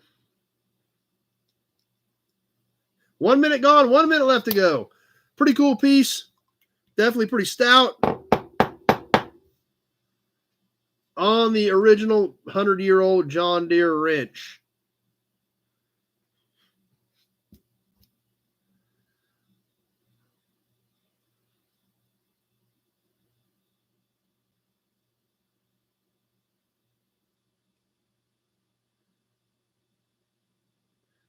And there's the minute 30 mark. Minute 30 gone, 30 seconds left to go.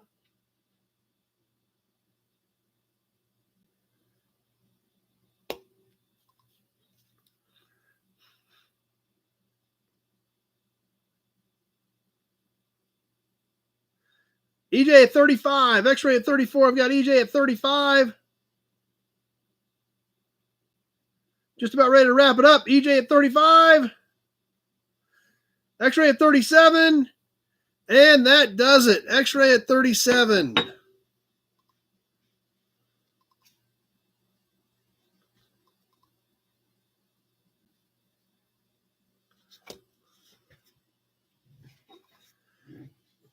So X-ray Dean at 37 on that one. Barely snuck that one in.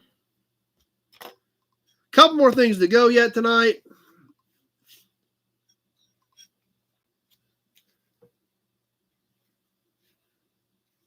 One more grease cap.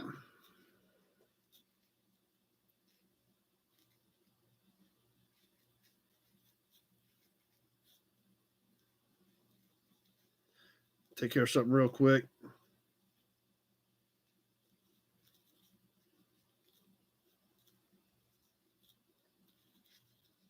And let's get on to a grease cap. Another kind of cool one. And another one of those from a company that you don't hear anything about anymore. Super old, been long gone. For the Overland Company. Leo starting us off at 10. Actually, Mark, you're looking at it. That's the big raffle prize. Right there, the big grill shell. The Duesenberg SSJ book. And a few other things too. So, Randall and Nut Farm at 20. Okay, let me give you the dimensions on this one. The Overland is stamped in this one. If you look at the back, we can see it is actually cast in it. We can see the threads on it. It's about 2.5 inches in diameter across the back of this little grease cap on the Overland. So, Leo at 22, let's get this thing boogieing. Ads, okay, hold up, stop, done. What's the history on the Overland? We can look here real quick. I'll give you a little bit of info on the Overland. Looks like you guys are back.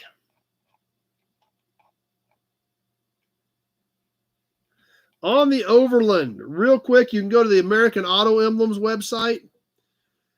And there's a ton of stuff on there. Charles Mensall, president of the Standard Wheel Company, decided in 1902 to build an automobile with the help of Claude Cox, a recent local Polytechnic graduate with no previous experience. Sounds like a great start to a company. So that information is on the American Auto Emblems website. We use that website a lot with a lot of this old stuff. So I might check that out there on the Overland grease cap. I just hit start. We're only 5 seconds into this one. Old Fart at 25. I think that was our high bid, was it? Yes. Old Fart at 25. And let's get rolling. Hey, no problem. I could take a couple days and clean it out, or I could get it to you. So I went ahead and shipped it to you. Leo, 26.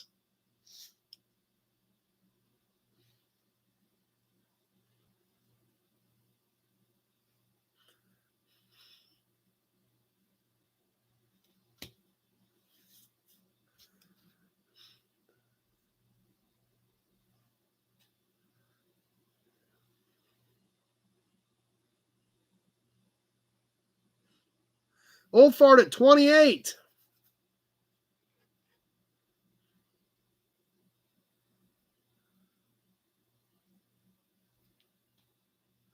Nut Farm at 30. 1 minute is gone. 1 minute left to go. The Nut Farm at 30 on the Overland cap.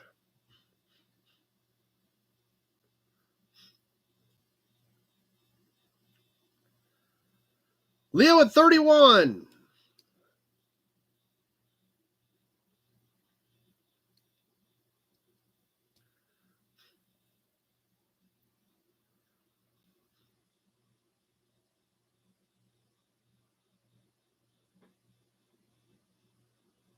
There's the minute 30 mark. Minute 30 gone. 30 seconds left to go. Leo at 31.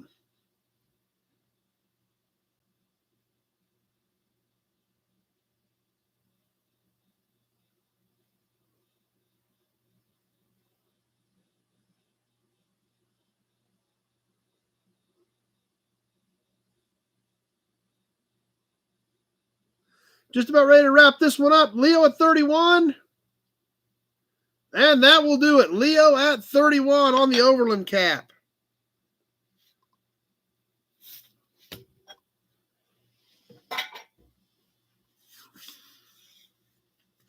All right. A few more pieces to go yet tonight. Then we're going to get into this super cool magazine. Speaking of Ford, huh? Speaking of Ford, actually, that's the next piece we're going to do. I don't even know what this piece is. It's really unique. It's a Ford cap. I don't know what it's for, but it's super cool. And I'm guessing it's probably 30s or 40s. But I don't think we've ever sold one of these. So for our Ford fans, this is a pretty cool piece. Check this out. Stainless cap. I don't know what this is for. This is actually has kind of like a grease cap deal on the back, but it's external thread. So this actually did thread on. This is all stamped in. You can see the Ford on the back side of it as well. And had this, was hex shaped here to come off. The Ford stamped in there. Allen at 10. I'm going to give you a diameter on it. It's about 5.5 inches across. So the diameter across here is about 5.5 inches. So I don't know for sure what this is. It's got a little bit of discoloration up in here in the stainless, but overall a really nice bright shine. Put some blue paint back, redo the Ford letters with a little blue paint or something, really make it pop. Don't know for sure what year it is. I'm guessing it's 30, something from the 30s, maybe a big truck or something. That's exactly what I was just going to say, Tim. So not for sure, but it's a cool piece. I've got Mark at 15. Let's get this thing on the timer. Just as a tractor, maybe. Could be, I don't know. I know it just looks cool. I've got Mark at 15.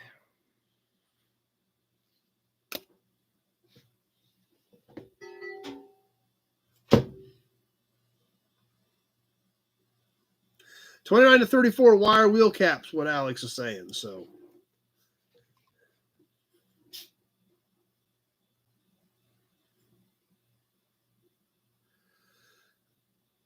Eric at 30. Alex at 20, but I've got Eric at 30 already.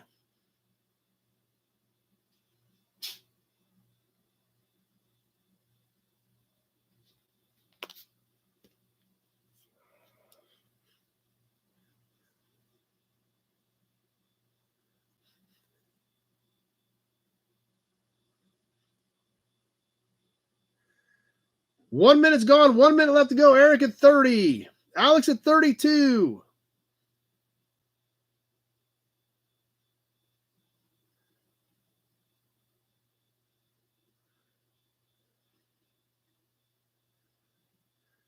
Tractor Mike says it is not tractor, so. Rusty Okie at 35.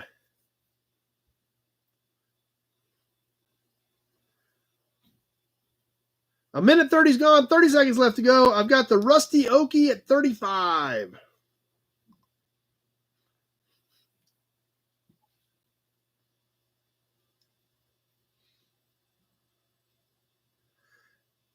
Eric at 40. Rusty Okie 41. A few seconds left. About ready to wrap this one up.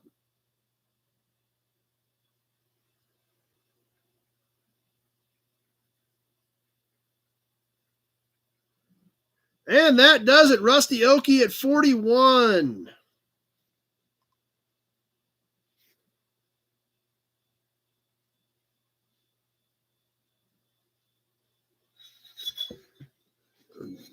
A few more bits popping up, all hung up in there. So cool piece. All right, a couple more things, and we'll get on to the super cool magazine tonight. EJ was in there, a bunch of other bids in there just hung up. How about another buggy step? We've been doing some of these. We've had a lot of fun with them. They're all different. They're all unique. This is a single. I don't know if this has any relationship to the car or not, but this is a pretty cool buggy step. It has a pretty big drop to it. Leo started us off at 20. This buggy step has about a 10-inch drop from here to the mounting peg. Obviously has an angle here where it went up on a frame. Small foot pedal or foot pad. But this was for some sort of, I don't know if this had anything to do with the Star automobile or a Star buggy company, but it actually has a star cast into the cast iron part of the step. So, pretty neat piece. As with most of these are a small step. The step's 3.5 by 3. So, 3.5 by 3 on the step. The star's cast into it. No, there is in no way, shape, or form are these OSHA approved by any means. So, anyway, that's what we've got. Leo at 20 on the Star buggy step. We are live on the timer. Probably turn of the century, 120, 130 years old. Okay, I'll pull those back out, Justin. That's right. Any Dallas fans on there? They're on here. That's true.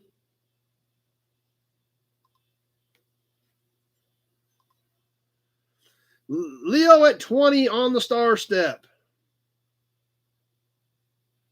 Harley kickstand. Yeah, it might work for that. It's stout enough, I think.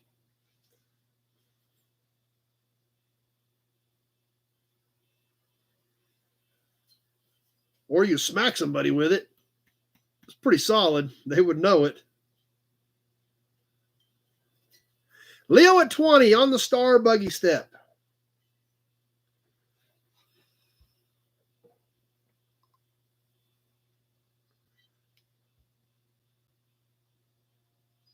One minute gone, 1 minute left to go. Leo at 20.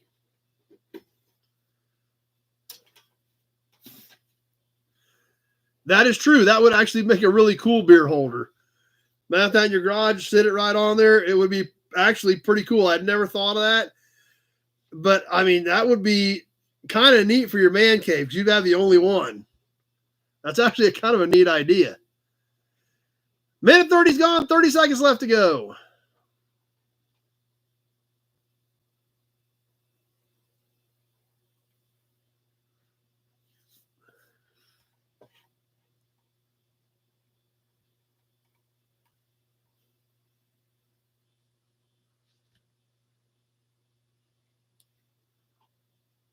About ready to wrap this one up. Leo at 20, the only one we've got on the buggy step tonight.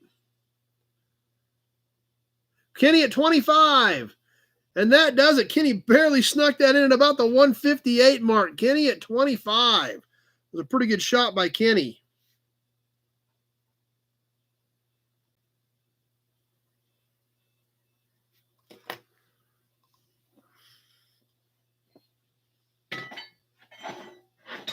All right, let's catch one more license plate, then we're going to get into this awesome magazine.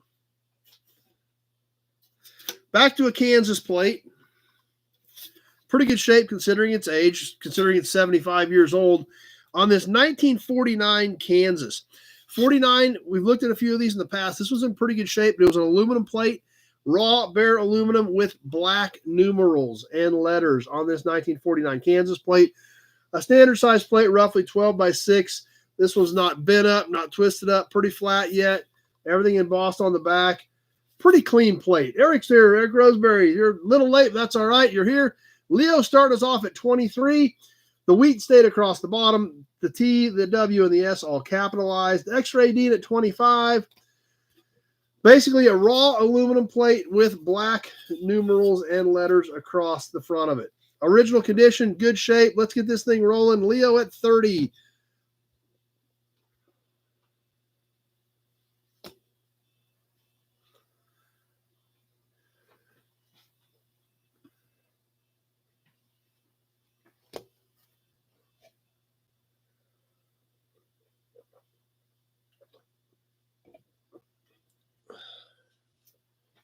No problem, Mark. Glad you're able to make it back tonight and hang out for a while. Leo at 30 on the 1949 plate.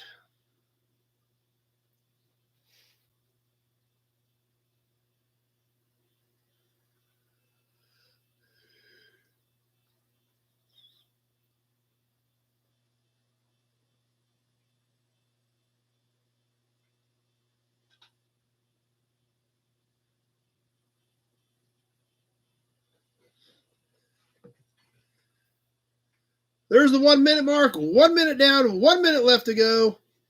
Leo at 30 on the nice 1949 Kansas plate. Kind of crazy to think that's 75 years old, but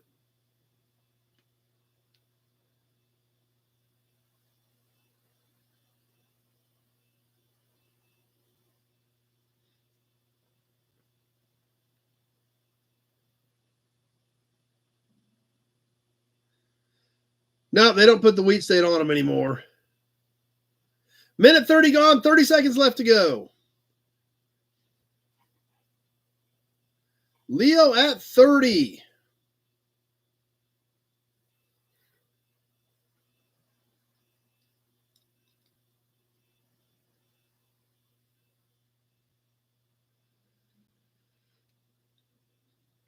Coming out of the wire, Leo at 30. And that does it. Leo at 30.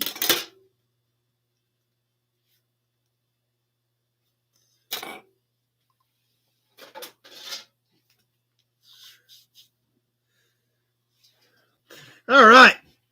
Another good time tonight. Some cool stuff.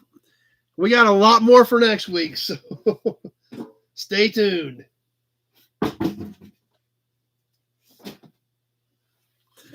Now, we want to get into this super cool magazine here in a second, so let me get regrouped here. Like I said, we got to be really careful with this thing. It is very fragile. The cover's already fallen off of it. Travis wants more. We won't get to any of the magazine if we do too many more.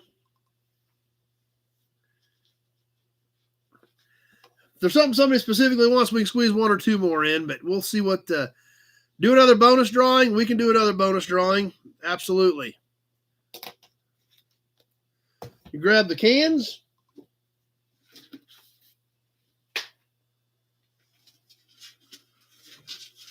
Austin says do some cans.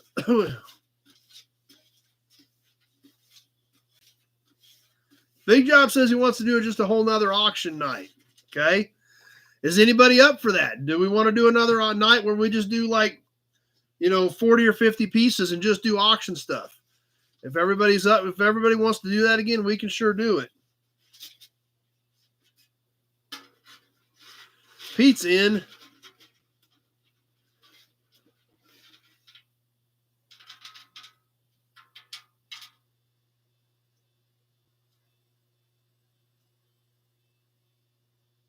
All right, what do we got here? What do we got? Dennis Chapman. He already won tonight, so. Told you guys Dennis was in it to win it this month, so.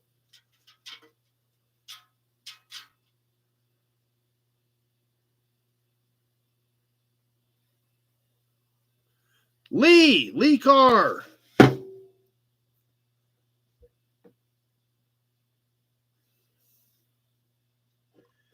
Okay, let's grab something out of the other can for Lee.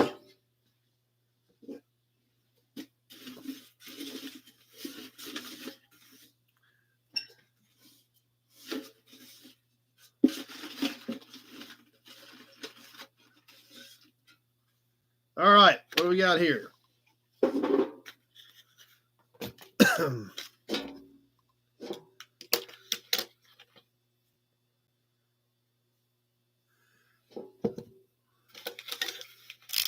We did a full auction night here. Me and Tractor Mike did one here a couple months ago.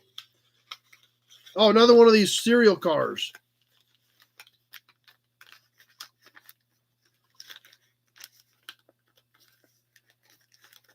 Which one's the Lee get? 57 Ford convertible. These are cute little boogers. I kind of like them. Little 57 Ford convertible. It's made in the USA. How about that? So let's tuck that back away. Lee's digging it. Great, Lee.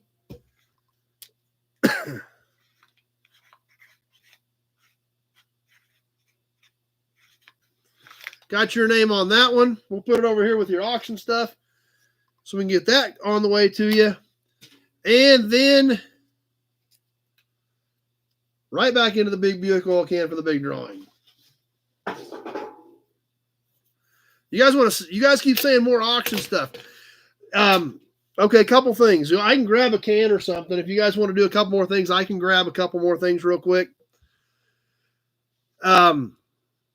But we did a couple months ago do a full auction night. I don't know how many pieces we did, like 50 or 60 things. Tractor Mike was here. We had a blast with it. More cans. Okay, we'll grab a couple more cans here real quick. And we can put something on the Nut Farm got in trouble with his last week's auction bill. And we'll kind of tentatively pencil that in. I'll look at some dates. It won't be like next week, but we'll kind of tentatively, maybe a month or so down the road, kind of start working towards that where we do, pretty much a whole auction night. Maybe you'll get together, chat a bit, and then just roll into auctions and go with it. Let me see what we got over here in this pile. We had a couple requests for another can or two. Let's see what we got.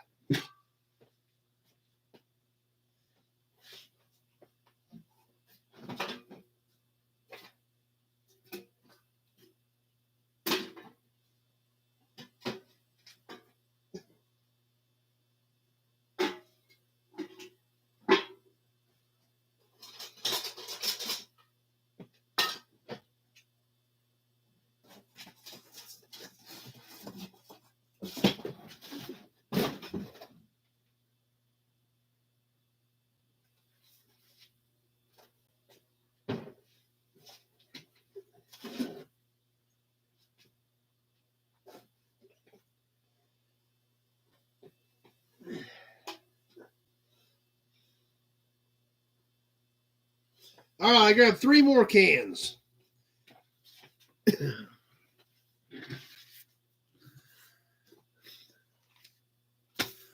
All right, I grabbed 3 cans real quick.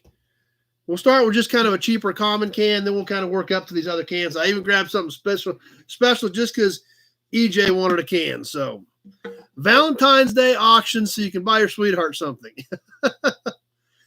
I don't think that would probably fly, Big Job, but we can try it.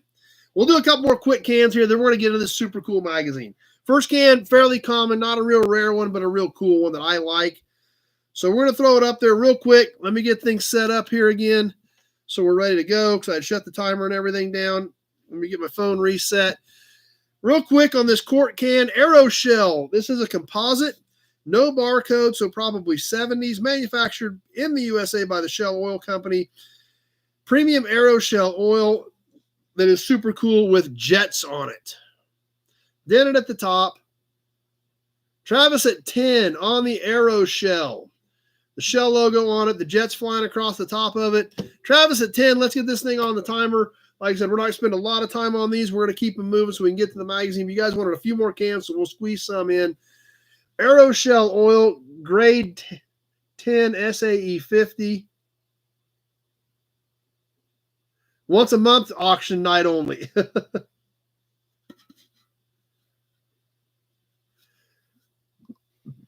EJ at 12.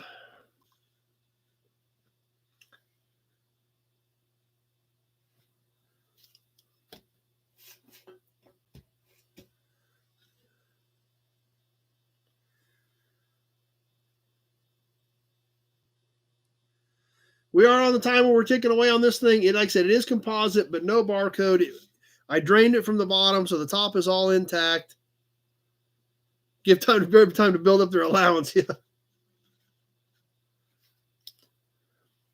Oh, we got to do a few things every night. 1 minute gone, 1 minute left to go.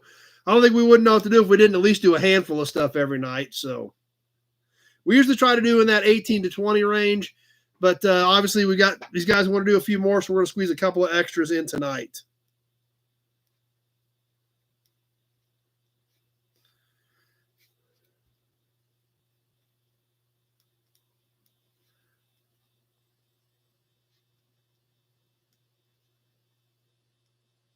Minute 30 gone, 30 seconds left to go. Travis at 16.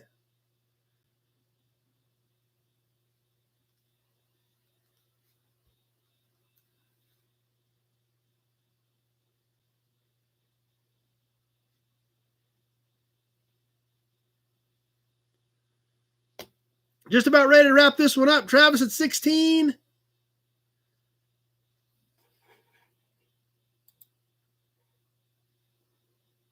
And that does it. Travis at 16.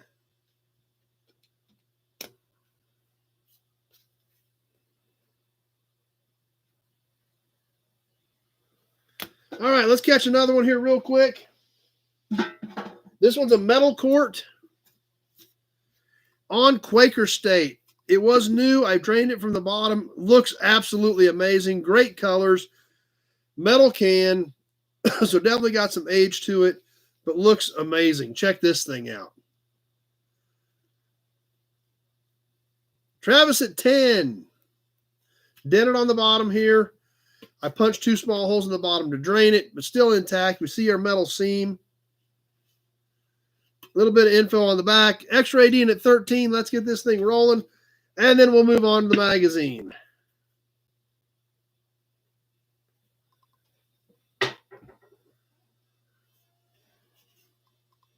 Tweet the D at 14. Eric at 15.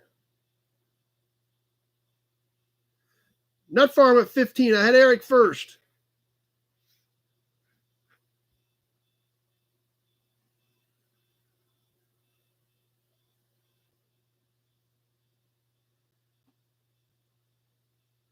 Brian at 16.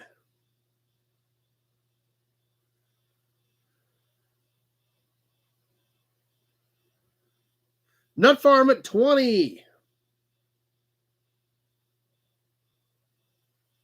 Clemson used a lot of these from 68 to 73.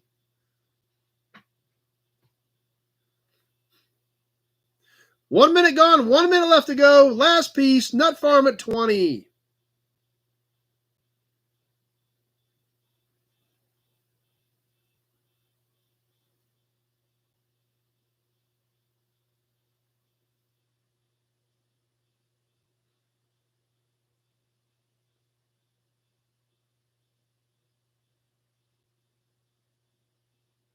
Travis at 26. There's the minute 30 mark, 30 seconds left to go.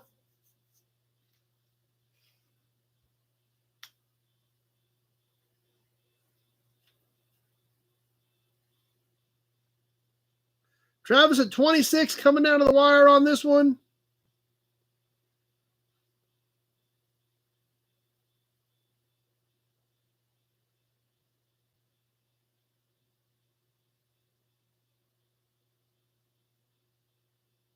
And that does it. Travis at 26.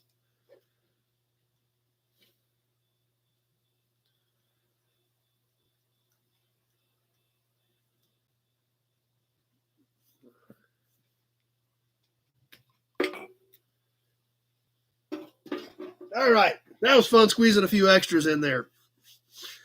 But we probably ought to at least catch a little bit of this magazine yet tonight. So it's super cool. It's super early. Like I said, it's the earliest magazine I think I've got. And I think you guys are going to appreciate it. And like I said, we're going to, condition is getting weak. I got to be super careful with it because of its age. And this will all come into perspective here in a little bit when we start going through it. But it's a great piece. My shoe came untied, which doesn't seem like a big deal until every time I move the chair, it gets rolled up in the chair. So, like I said, we're going to get into this a little bit tonight. This magazine is really thick, so we will take it a piece at a time. We'll look at some of it tonight. We'll spend a little time with it, checking some of it out. And then we'll do a different magazine next week, for a couple weeks. And then we'll come back to this and kind of start working our way through it because it is so cool. And everything that I've seen in it looks awesome. So I really want to spend some time with it because I think you guys are going to get a huge kick out of it. I know the stuff that I saw on it, I was impressed with. I think it's great. And I think we're all going to learn something. So that being said,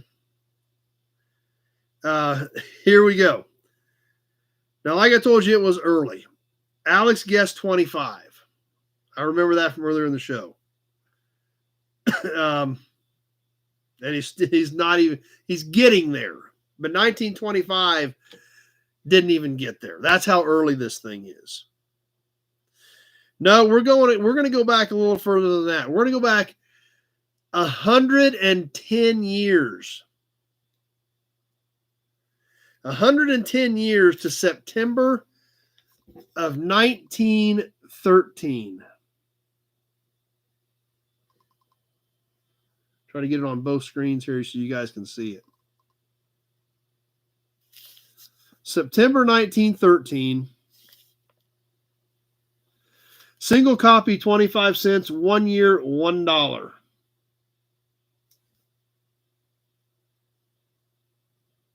So lots of comments about this. So now you can kind of see why I was pretty excited about it, why it's fragile, why we've got to be careful with it. We're going back 110 years. So definitely the oldest magazine that we've ever even thought about doing on here. So like I said, the cover's rough. It's been taped on before. It's falling back off. This is from the Chilton Company, publishers in Philadelphia. Now, the front car on it is a Peerless. So that's how weird this thing is going to get. The cover of the magazine has a Peerless on it. The Automobile Trade Journal, September 1913.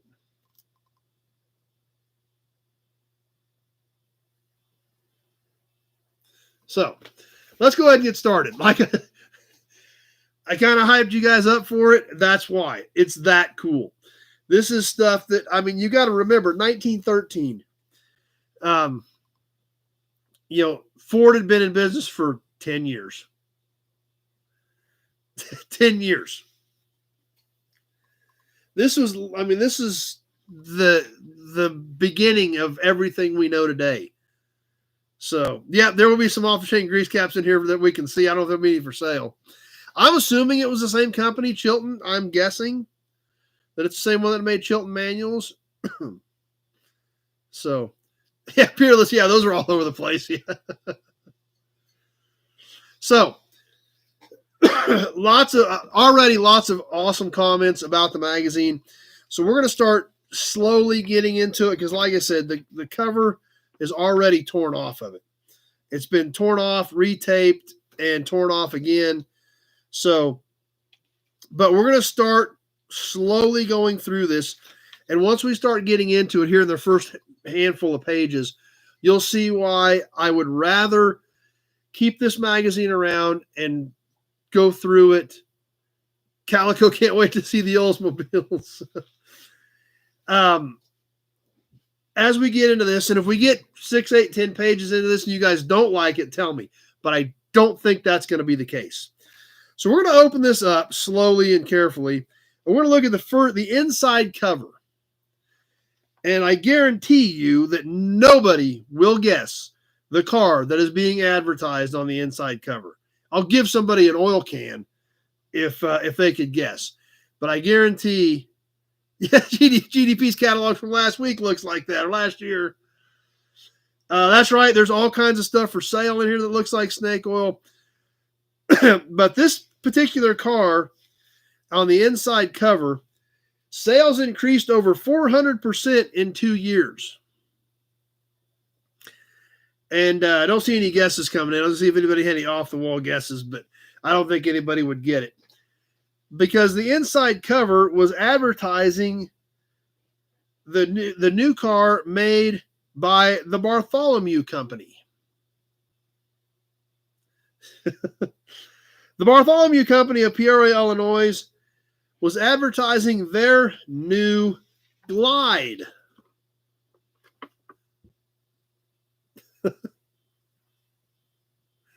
Some good guesses coming in, but yep, the actual company they were advertising for was the Glide. Crit, that would be a good guess in that window.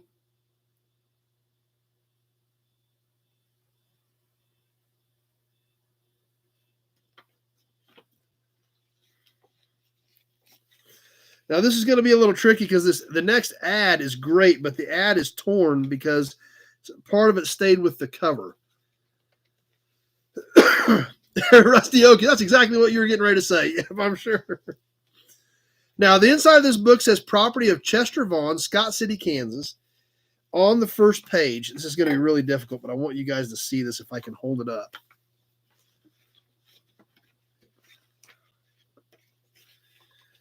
It's going to be kind of tough. I'm going to have to try to do this with two hands. So you can see the first ad, and the guy actually wrote his name on the inside of this book. There with the cover completely. For the first ad for Oilsome.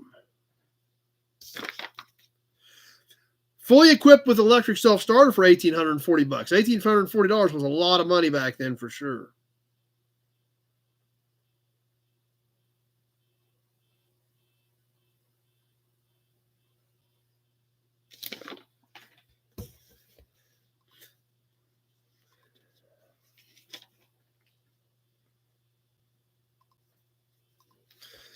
So there's a lot of ads in here. There is news tidbits. There's all kinds of stuff. So we're going to kind of slowly start working through this.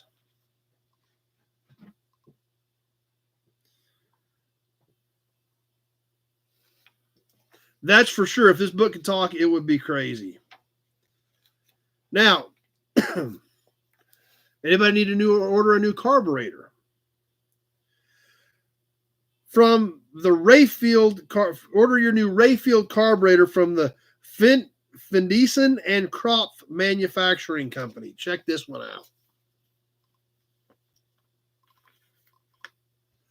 You're exactly with me, GDP. That's what I'm telling you. Every page has something cool. We skipped a couple of those first ones because of the damage, and we wouldn't be able to see them clearly. but I want to try to catch most of this stuff as we go through this one.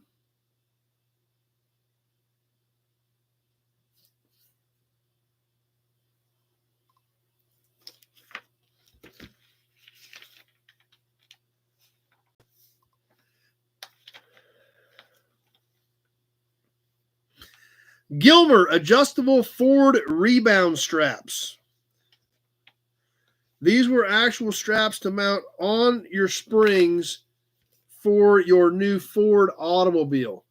A pair was $4 and a single was $2. I'll hold this up so maybe you guys can hopefully get a good look at what they were selling there for the Ford rebound springs.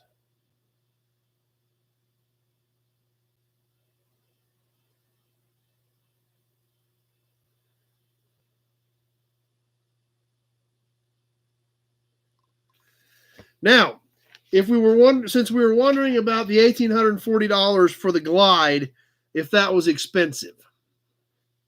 Well, we're going to answer that question right now with the new Ford ad. Effective August 1, 1913, the new 1914 prices for the Ford cars. The Model T Runabout, $500. The Model T Touring Car, $550, and the Model T Town Car, $750, with full equipment, Ford Motor Company, Detroit, Michigan. Look at this. I mean, this is the ads they run. This is the magazine from 110 years ago that they put in there. This is what they were putting in there.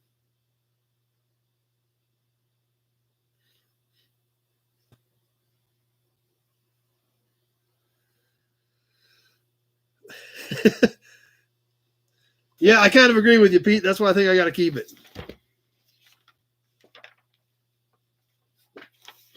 Okay. Now, keys. Keyways in shafts are pretty common. Whitney keys and cutters. Whitney keys are made in 114 different sizes and are made in 3 grades of steel.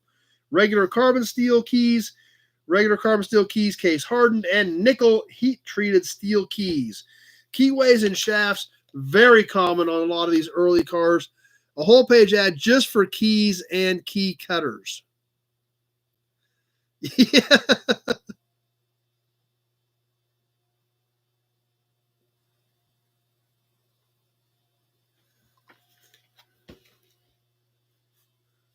Breakfast, lunch, and dinner prices. Yeah, that's actually kind of what it looks like, Scott. You're right.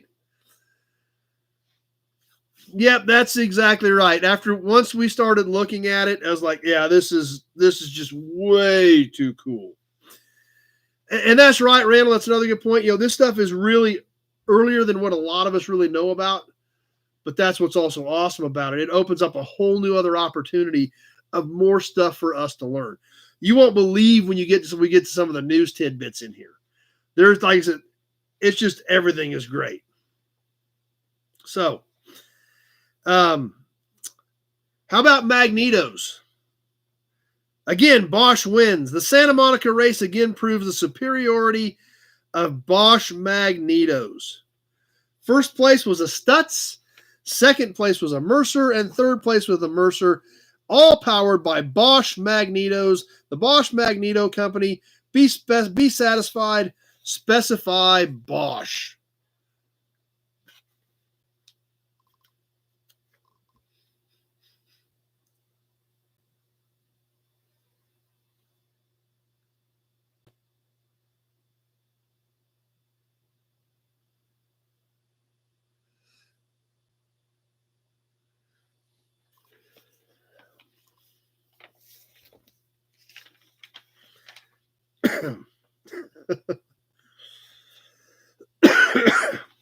I'll tell you what, this is just crazy.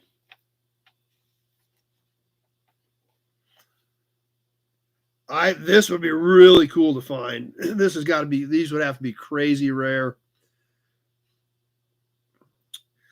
From the F.W. Spackey Company, Indianapolis. Deluxe Motors. Motors for cycle cars, motors for tri-cars. Check this out. Look at these engines. This is crazy. Check this one out.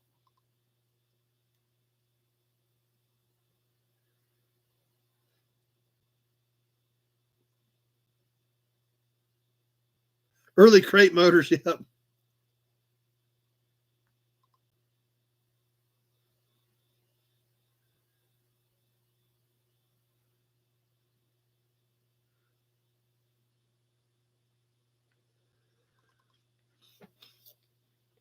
Just copy off a page, that'd be a cool wall hanger, yep. The next ad for superior automobile parts. Accurately made, prompt deliveries. Standard piston rings in all regular sizes in quantities for the manufacturer and in small lots for the repairs. The Machine Company, Indiana, USA.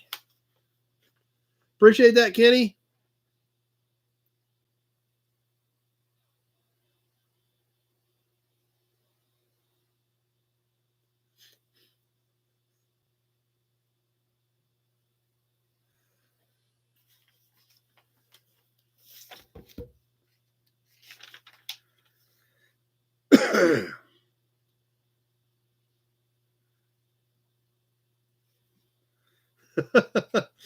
Wow. You want to talk about putting things into perspective? That's right. I'm sure he doesn't, Tractor Mike. This is crazy. Mr. Hard to Convince's object lesson.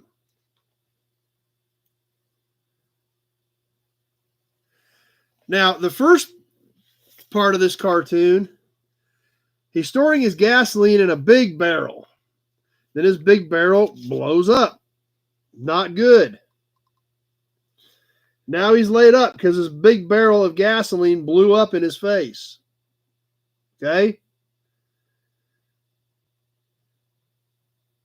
This ad is literally for one of the very, very first gas pumps from the Bowser Company.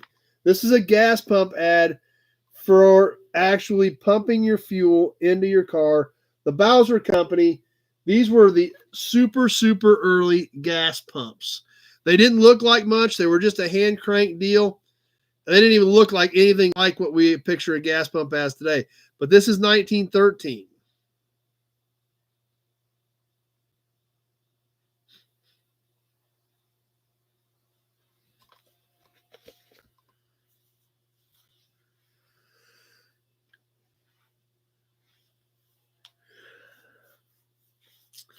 How about a new magazine that's coming out for the autumn of 1913?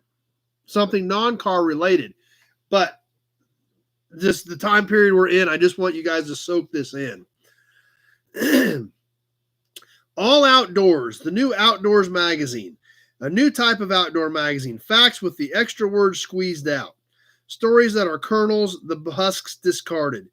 Useful suggestions in simple language, each number adapted to its special season. There's something of value here for every person who goes out of doors this fall, and many exciting stories of adventure. Over 200 articles in plain language, pictures to match, complete game and fish law information. A new magazine with a reason, all outdoors for autumn of 1913. Cover price of 15 cents. Yeah, you're 100% right, Rusty Okie. I guarantee you that people that did this magazine had absolutely no clue we would be here 110 years later checking this out and enjoying it. This thing is awesome.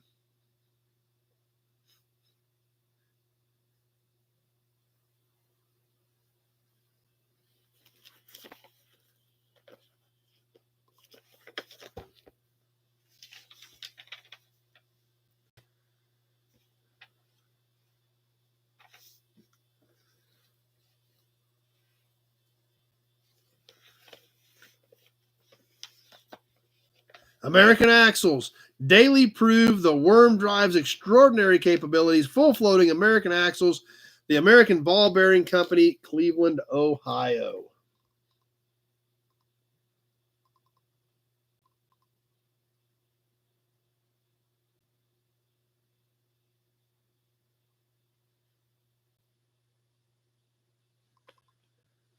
Up next, the Lunkenheimer non-peril generator valves. Absolutely reliable, exceptionally durable, and sure to give satisfactory results if properly connected and regulated. Largest manufacturer of high-grade engineering specialties in the world. So the Lunkenheimer non-peril generator valves. I'm not even sure what the heck a non-peril generator valve is.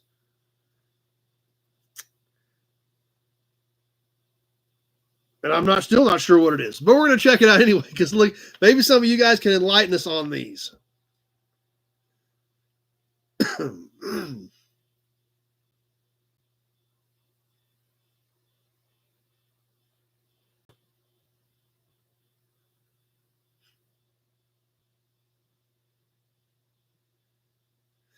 I don't know. Maybe we'll find out what the ad prices were as we work our way through this thing.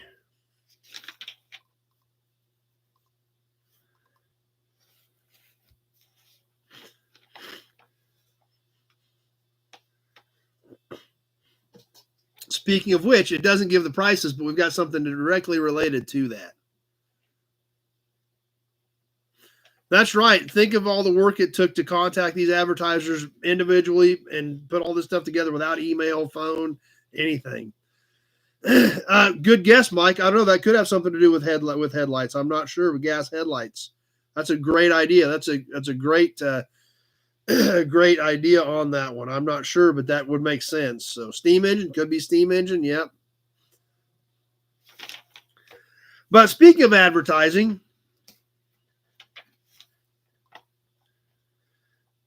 the next ad from the McFarland Motor Car Company, builders of 6-cylinder automobiles exclusively, Connorsville, Indiana, to the Automobile Trade Journal. Gentlemen, we are glad to advise you that we have been very much pleased by results from advertising in the Automobile Trade Journal. The writer formerly had the idea that your circulation, while large, was limited to the class of people who would hardly be interested in an advertisement for a finished car. Last fall, we ran a short series of stuff in a number of different papers and keyed it very carefully. We were very pleasantly surprised to receive more retail and dealer inquiries from your paper than from any other single on our list. Yours respectfully, the McFarland Motor Car Company. So, a letter from the McFarland Motor Car Company about how happy they were with the results from their ad in this magazine. So Alex said that was a settling valve for the lights. So you guys were right on. It was for the headlights.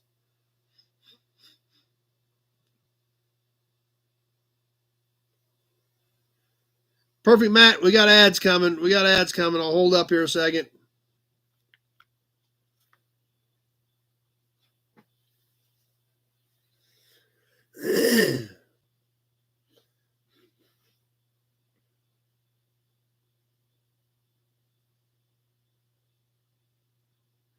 At that point, probably a lot of them, or they had ties back to the horse and buggy days for sure.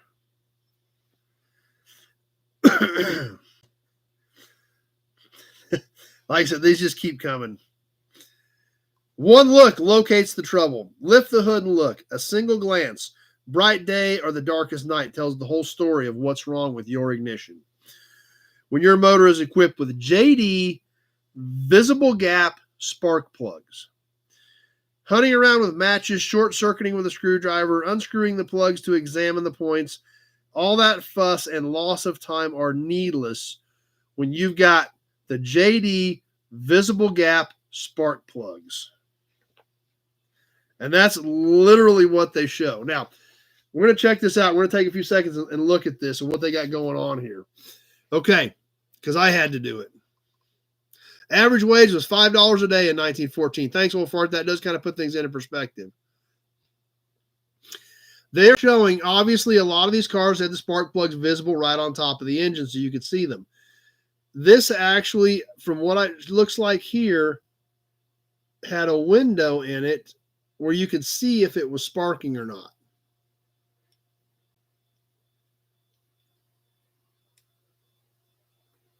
Glenn said the Lunkenheimer also made carburetors for two-stroke engines. So,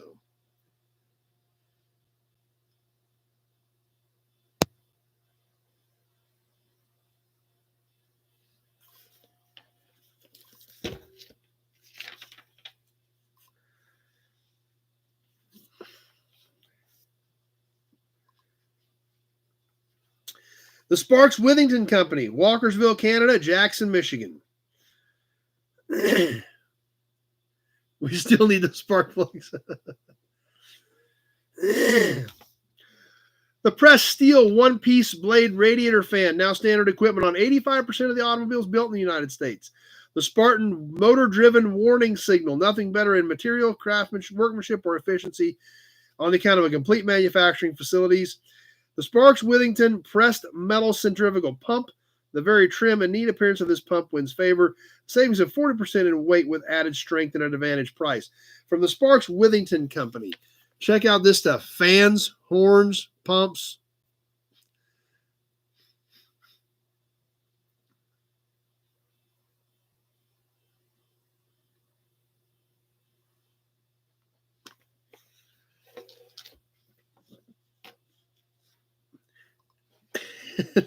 It gets weirder and weirder, guys. The next ad, modern automobile fixtures. Yes, modern automobile fixtures. We think of this stuff in today's world as kind of normal. But back in 1913, it really wasn't. It actually wasn't normal. I mean, you know, these weird accessories like door latches and door hinges. And I'm not kidding you one bit. Modern automobile fixtures by the Joseph N. Smith and Company manufacturers, 4th and Porter, Detroit, Michigan. Yes, literally door hinges and door latches. And you think, well, then you stop and think. Some cars didn't even have doors back then. And if they did, they were, may have barely been on, didn't work right. Yes, modern automobile fixtures, door hinges and door latches. It was definitely behind to a certain extent, yes.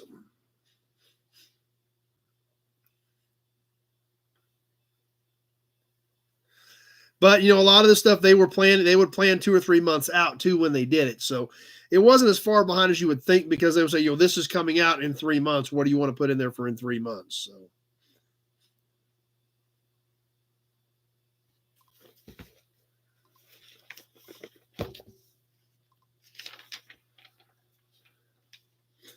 Another one that I don't know that we've heard of. I don't even know if I've ever heard of this car. But it's the proved efficiency car, winner of the Glidden Tour and both the Glidden and Minneapolis News trophies, the lowest priced car on the market for the Metz 22.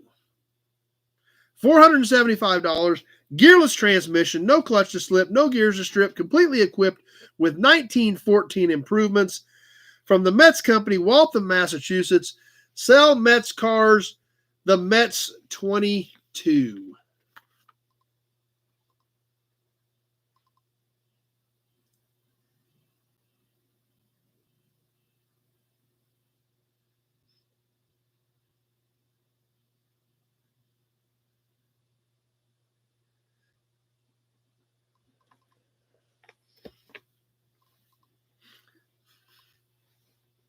And speaking and going back to Alex's last comment,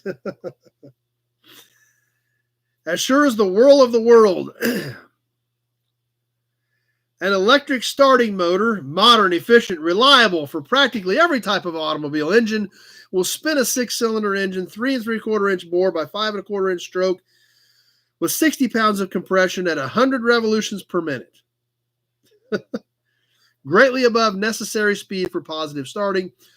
With a current demand of 95 amps at 6 volts, the Pioneer 6-volt starting system from the Electric Autolite Company, Toledo, Ohio.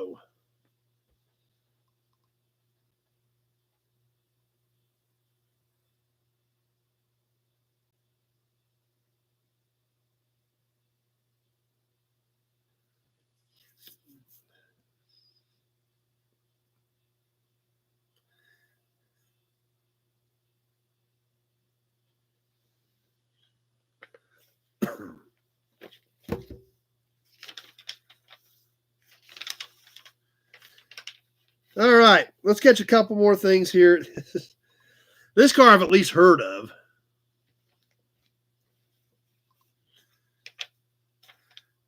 The easiest riding car in the world. What the dealer said.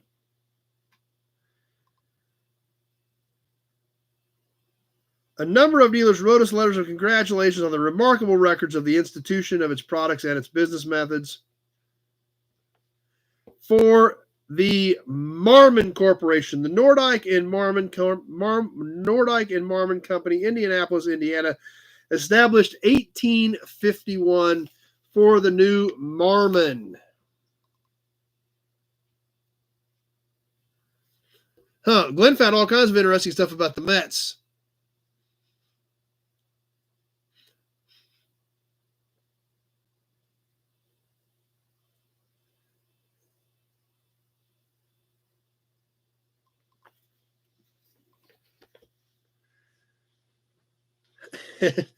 And something else there again. This was a new fandangled accessory of the day for your new fandangled automobile. Silence. Silence. Silent as the Sphinx. Lasting as the pyramids. From the Gray Hawley Manufacturing Company, the patented gray muffler. Yes, the patented gray muffler from the Gray Hawley Manufacturing Company, Detroit, Michigan. Michael Brown's here with us. Oh, okay, Rex. Okay, Rex had one of those. I didn't remember seeing a Mets out there, Glenn. I guess I have heard of it. That was a great collection that Glenn took. So I didn't realize there was one there. So I guess I had heard of it. I just didn't remember.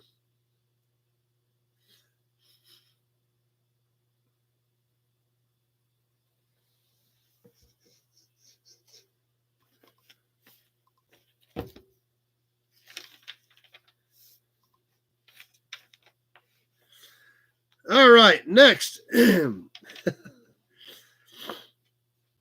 More of these new fandangled gadgets.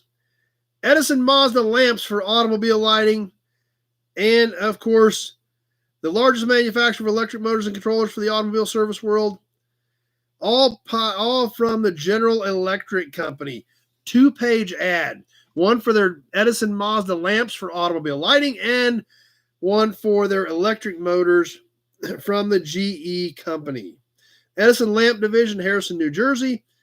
General offices, Schenectady, New York.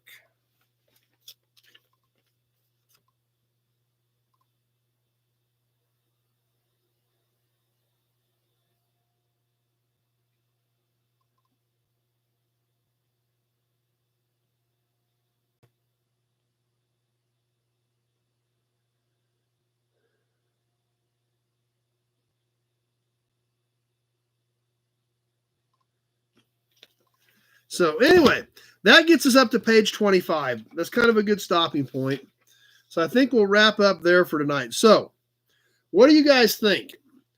Do you like my idea as far as kind of just keep working through this magazine a piece at a time? The response seemed to be really good from what I saw from you guys. If you guys are having fun doing this, like I said, we'll do something different next week. This is a really thick book. There's a lot of stuff in here. So got a thumbs up from Michael. Pete likes the idea. Kevin likes the idea.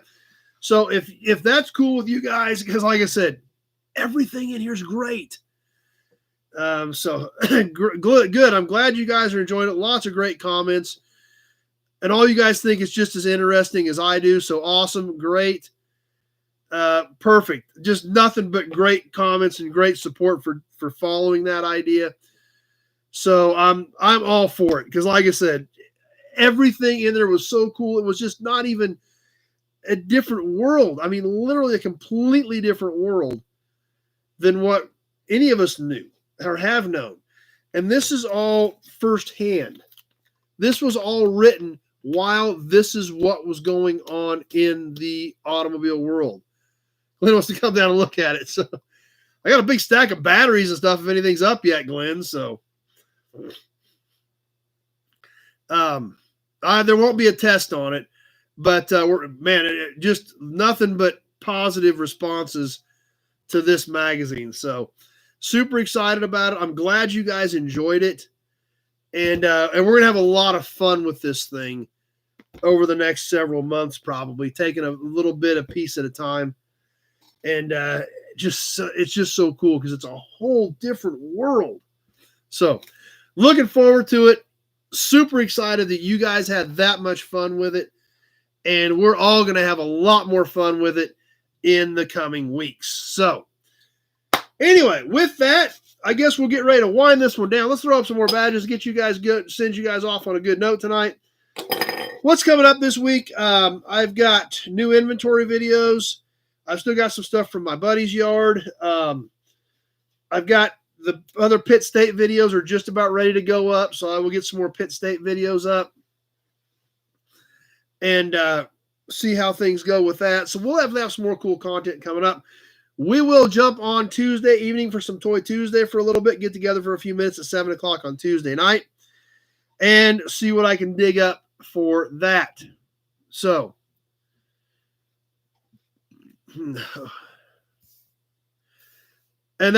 I tell you what, that's another great point. Frank just made an excellent point that